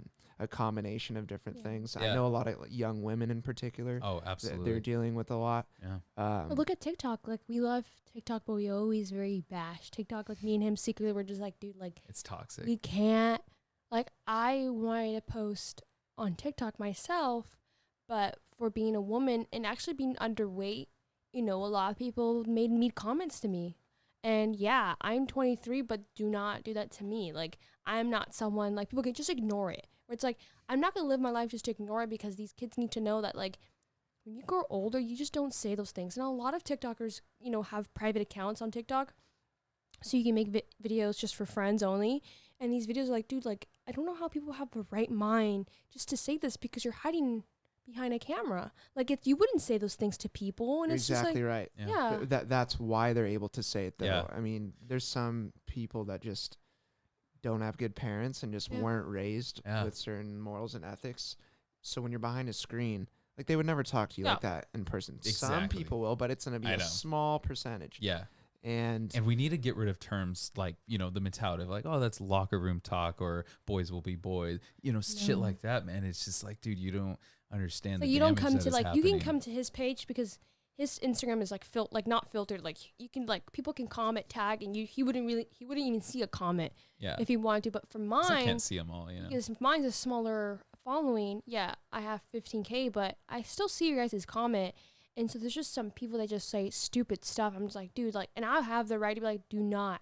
I will reply to you, like, and I will reply extremely rude.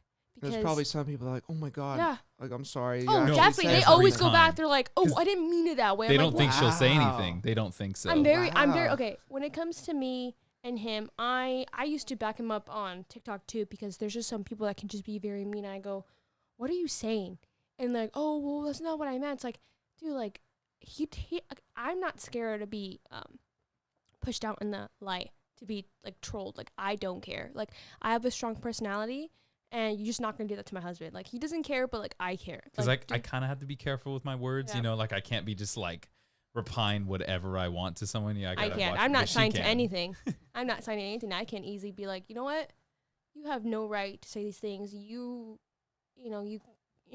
continue living a life, and it's just like, just do something better for your life than just comment on random people's like.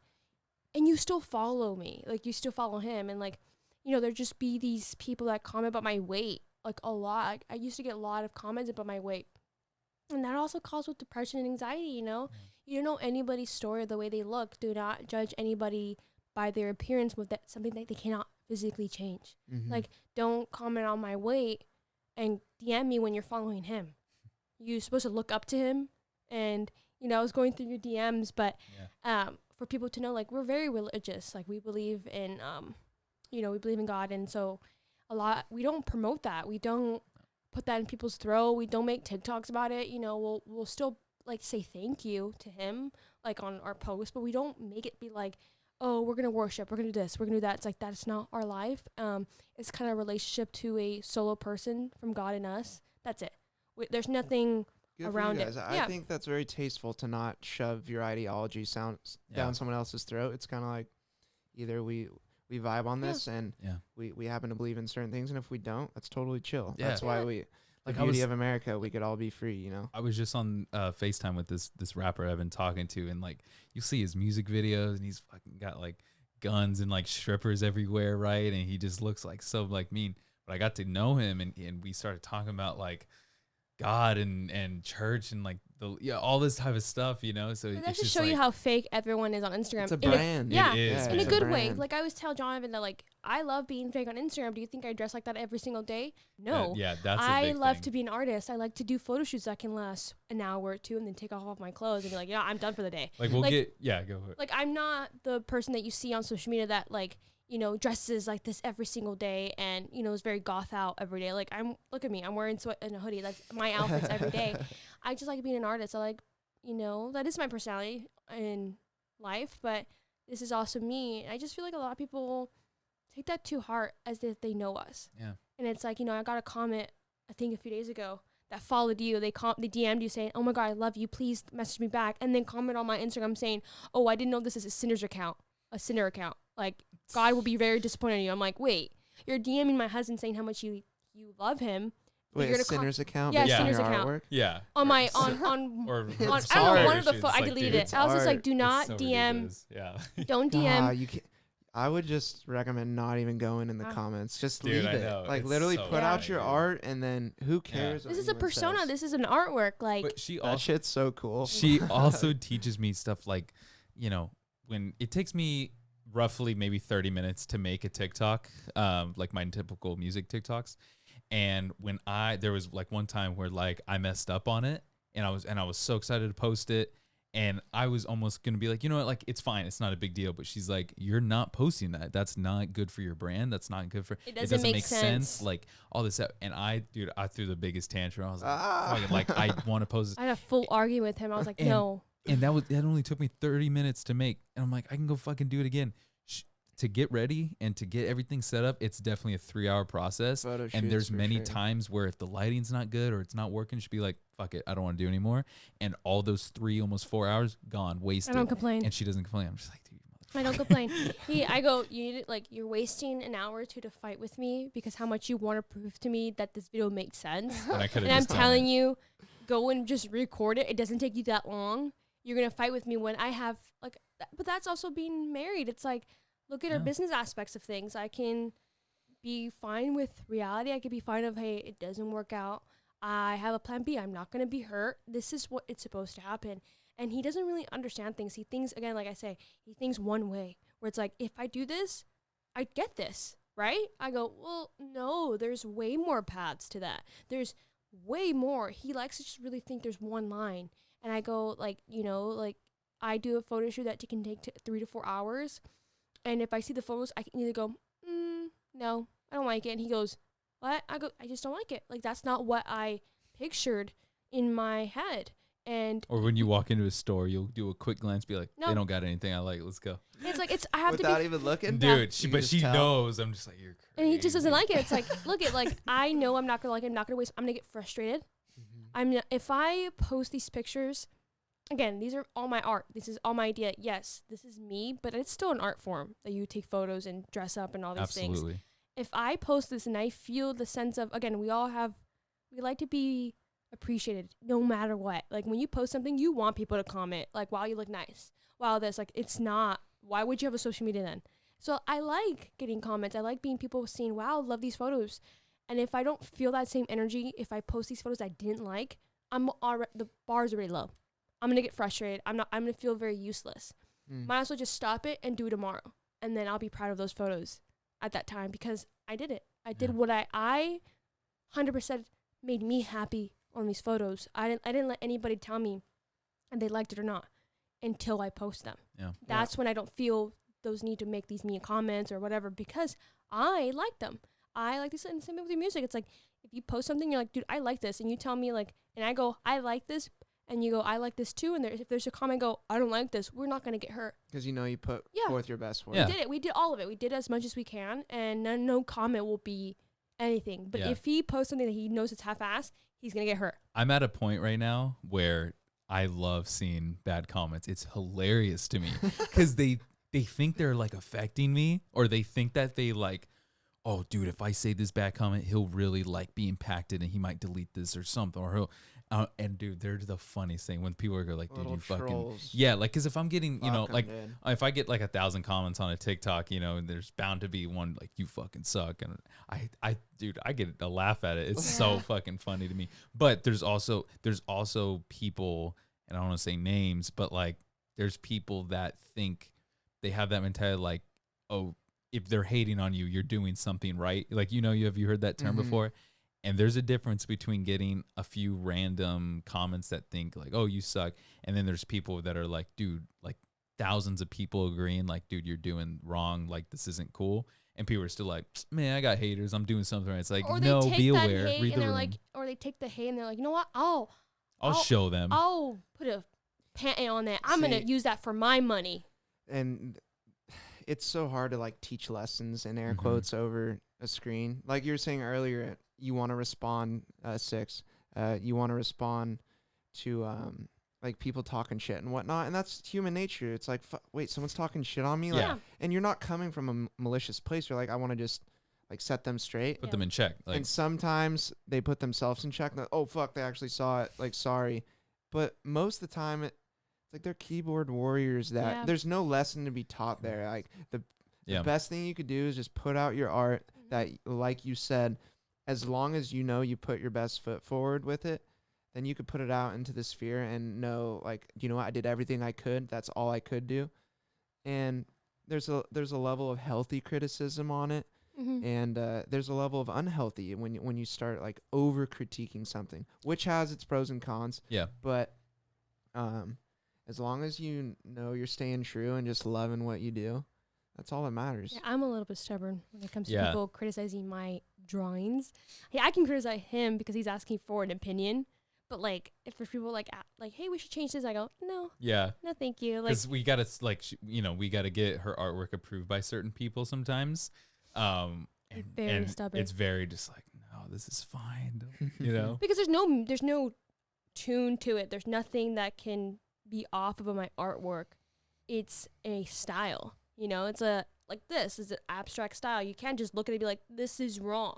No, there's millions and billions of styles that people can do and it's okay with. Exactly. Music is different. You know, there is a category to every music there is. Yeah. Yeah, you can like music that have no tunes or anything, or everything's out of tune. It is a style, but you're not gonna have a lot of people like it.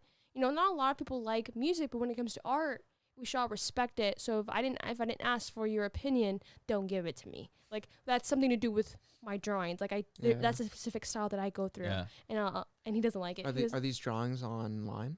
Yeah, they're just Yeah, just like whether it's like, you know, the claymation See, artwork or people are always Yeah, gonna yeah. talk Yeah. shit no matter what. Yeah. Like the social media platform, you put stuff out into the sphere, you're gonna get hopefully a lot of positive feedback, and then there'll be some trolls. That's just Yeah. Because, like, you know, It's when just it life. comes to his album work, you know, a lot of people will be like, well, can you add this? And they don't really understand. Like, half our team thought I photoshopped all the claymated. they didn't know it was like dolls. real shit. They're like, oh, you make them? I go, yeah. That is why when you tell me to change shit, I get pissed, because I give you art picture. I draw them a Sketch. preview sketch of how the idea would be.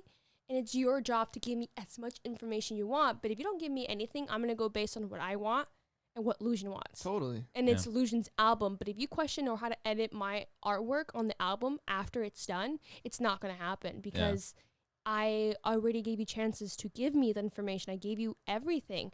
And there was this one little thing that, like, I just started getting pissed because, like, this one, you know, one of our singles, like, oh, can we add this? I'm like, no, we're not going to add that. Kill 'em Like, with kindness. yeah. Be like, hey, Yeah. no, thank no, you. this is done. Like, Yeah. He paid me to do it. There's levels in the creative process through advertising and marketing Yeah. and stuff too. It's if you didn't submit these changes, it gets to the point where it's like, no, this product's done. It's Yeah. going out. You know. Like, I'm stubborn, but I know my place. Like, I'm not a graphic designer. So if you come to me like, hey, can you do this for Jonathan's artwork? I go, I'm not really into that. So, like, I have to give that art to somebody else. Yeah. So, like, I know where my place is, and that's why I'm extremely, very, like, proud of where I stand and what I say no to yes, but I know where I'm placed. Like, I don't do graphic designs. I don't do any of that stuff. Like, go find somebody else to deal with it. Like, I don't do any of that stuff. And they do. They go, okay, well, fine. Like, they've been bugging him to do merch.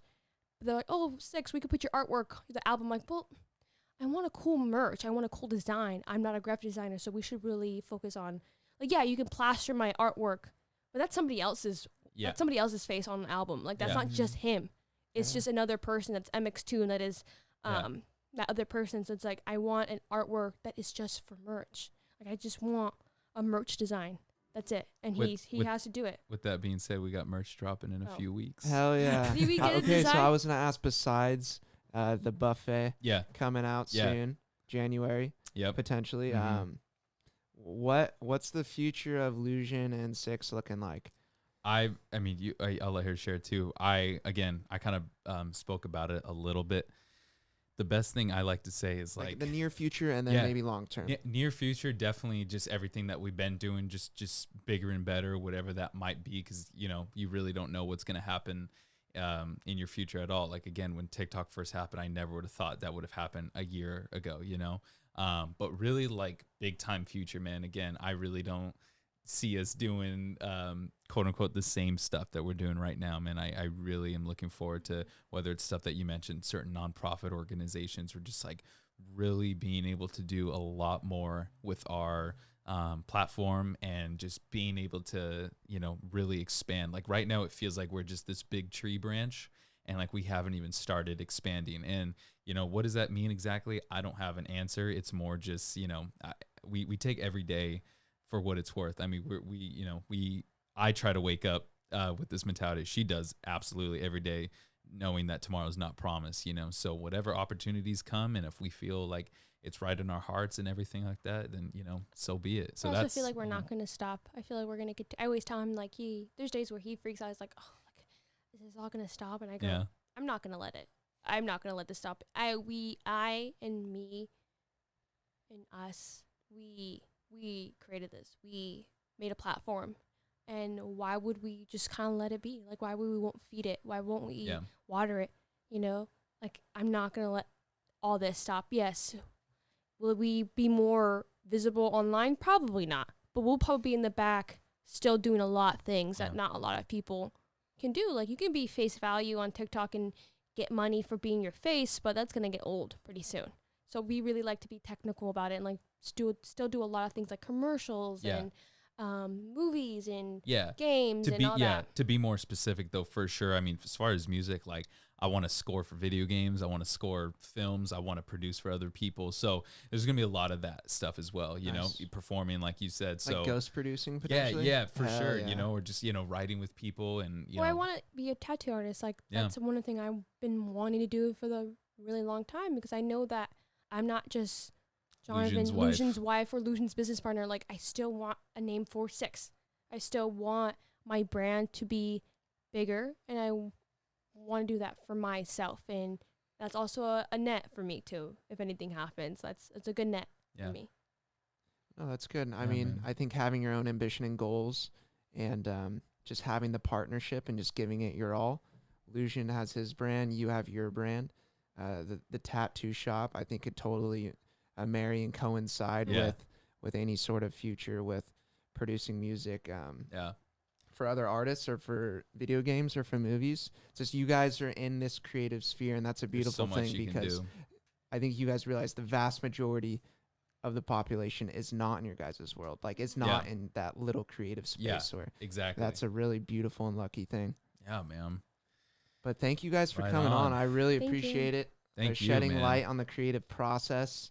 I know a little bit more about how TikTok works now, and I think the audience will if they didn't before. And just with TikTok, man, I mean, not even to be super specific, just anyone listening, like, just have your eyes and ears open to everything that's happening, because you do not know what could blow up or what could actually work. Again, when I brought TikTok up there, she kind of laughed in my face. I don't know about that. Luckily, we did it, and it worked, and it has completely changed our lives. So, I'm not trying to be so black and white about TikTok. I'm just saying, with anything, put your eggs in multiple baskets and see which one works. And like, just branch out, because I feel like a lot of people don't, especially on TikTok, branch out. Yep. Or after TikTok dies, because eventually it will. Yeah. And they will be like, oh, we'll check my YouTube channel out, and they have only 1,000 subscribers. Like, wait, you have 400 million people on TikTok. What happened to your followers? It's like people just don't, like, he was very lucky. Like, he did it start from the beginning. Like, Yeah. subscribe to my YouTube. That's why his YouTube blew up Half a too. million, yeah. So Exactly. So yeah, just branch out. multiple eggs in multiple baskets. Recognize the opportunities. Yeah. you Yeah. know? Yeah. Absolutely. All right. Well, thanks for coming on, you Thank guys. Thank you, Yeah. man. It was And, a pleasure, bro. Thank Yeah, you. of Appreciate course. it, man. Absolutely. And with that being said, talking goes a long way. We'll catch you next time.